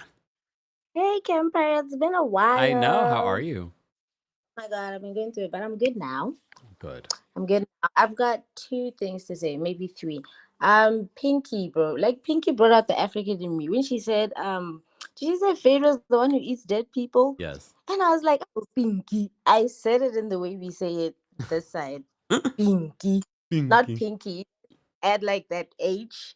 So yeah, but I think Pinky doesn't feel safe with her man because why are you keeping secrets, girl? Mm, What secrets, I mean, on principle anyway, like, and it's an important thing. It's not like a tea thing you share with your girls.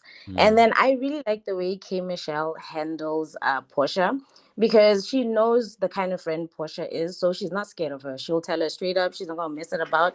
And they are friends. So it's like the weather of friendship where it's like, I know you're full of ish, but like, don't do that. mm, Don't bring up my mentions and don't bring up things we talk about like that. Ask mm, me first, wait for me. And she was also interjecting a lot when K Michelle was trying to tell her story. So, ma'am, just wait. Let me finish what I mm. have to say and then whatever.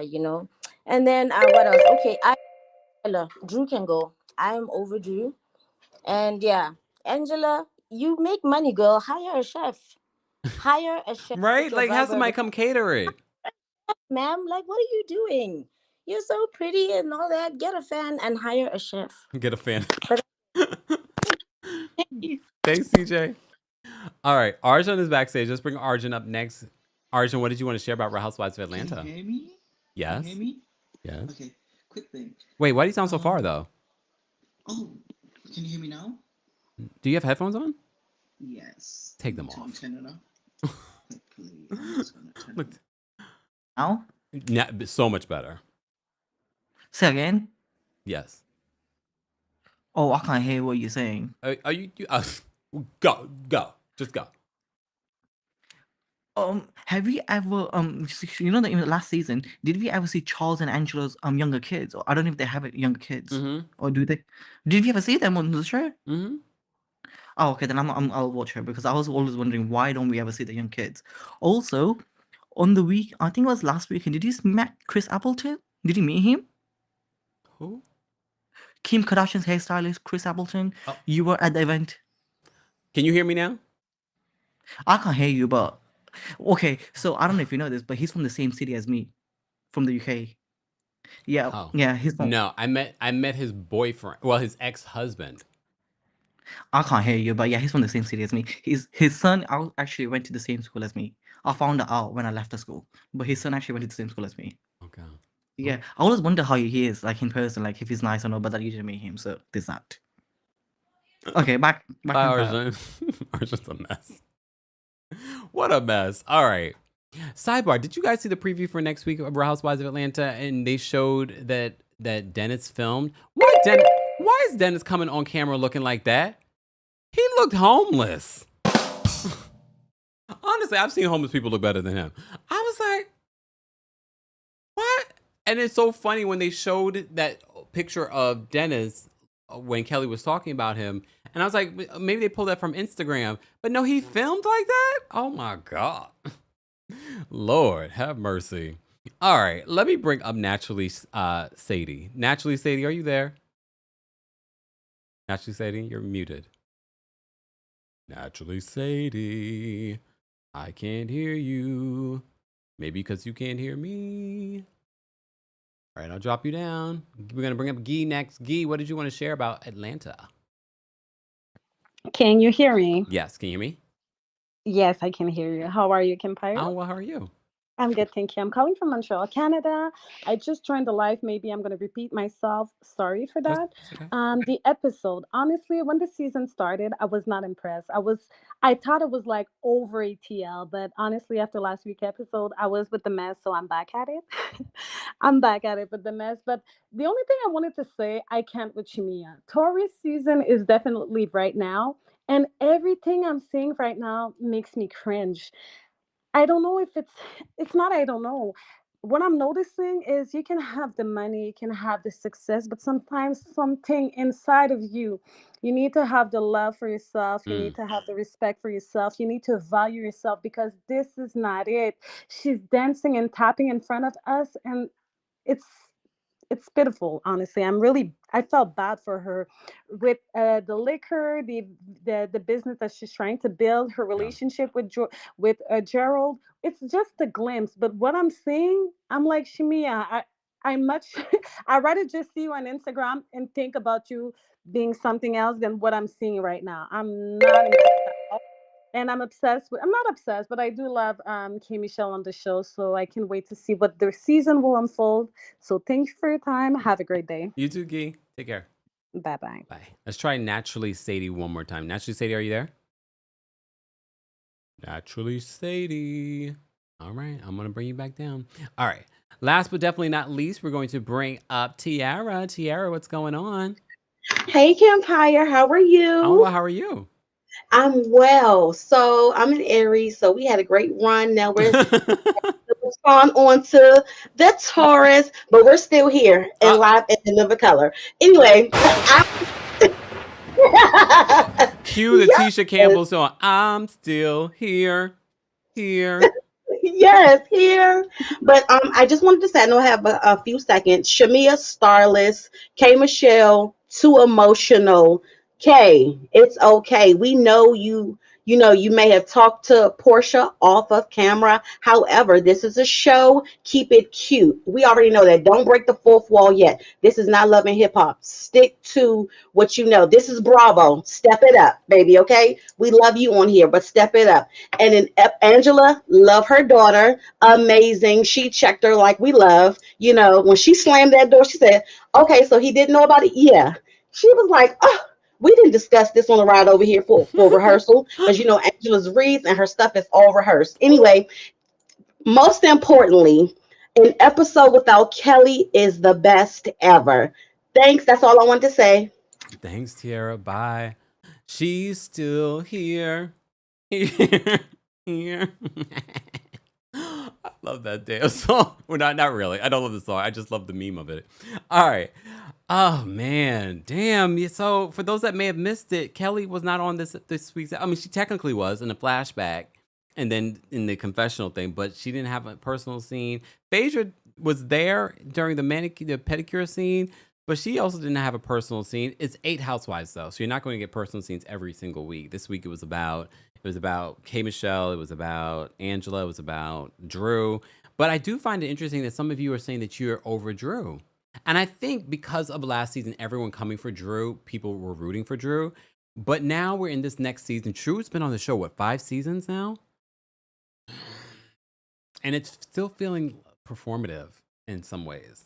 So, are you guys over Drew? Well, guess what? Very much like Taurus season, she's still here. Oh, Red Ray says, I didn't even realize she was missing. Millie says, what a great live this evening. Thanks, Kep and chat. Thank you, Millie. Shout out to our King's Guard. Shout out to everyone that sent in super chats, Venmos, Cash Apps. I don't see the Venmos and Cash Apps after the show because I have all my notifications are off. All notifications are off, but thank you guys so much for supporting any way that you can by liking the video, sharing the video if you're part of the replay crew. Be sure to let us know your thoughts and opinions on this week's episode of the Real Housewives of Atlanta.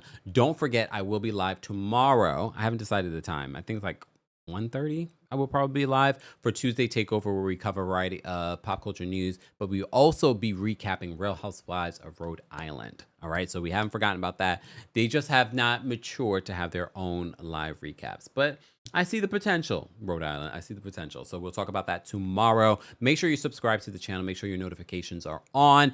And be sure to follow us on TikTok, TheKempire on TikTok. I'll be live tonight to talk more about Real Housewives of Atlanta. And be sure to follow us on Facebook, TheKempire on Facebook. Follow me on Instagram, TheKempire on Instagram as well. And if you're not subscribed to the podcast, be sure to subscribe. You'll get a cleaned up, edited version of this live recap on the Kempire podcast. Subscribe today. Thank you again to our King's Guards. Thank you to our channel members. We're almost at 1,300 likes. Let's get there. Keep liking the video. I will see you all in the next one. Thank you to our sponsors. More information on our sponsors and everything Kempire will be available in the description.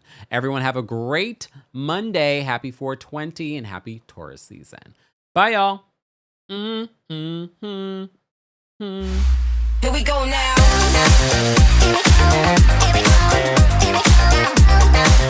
Here we go.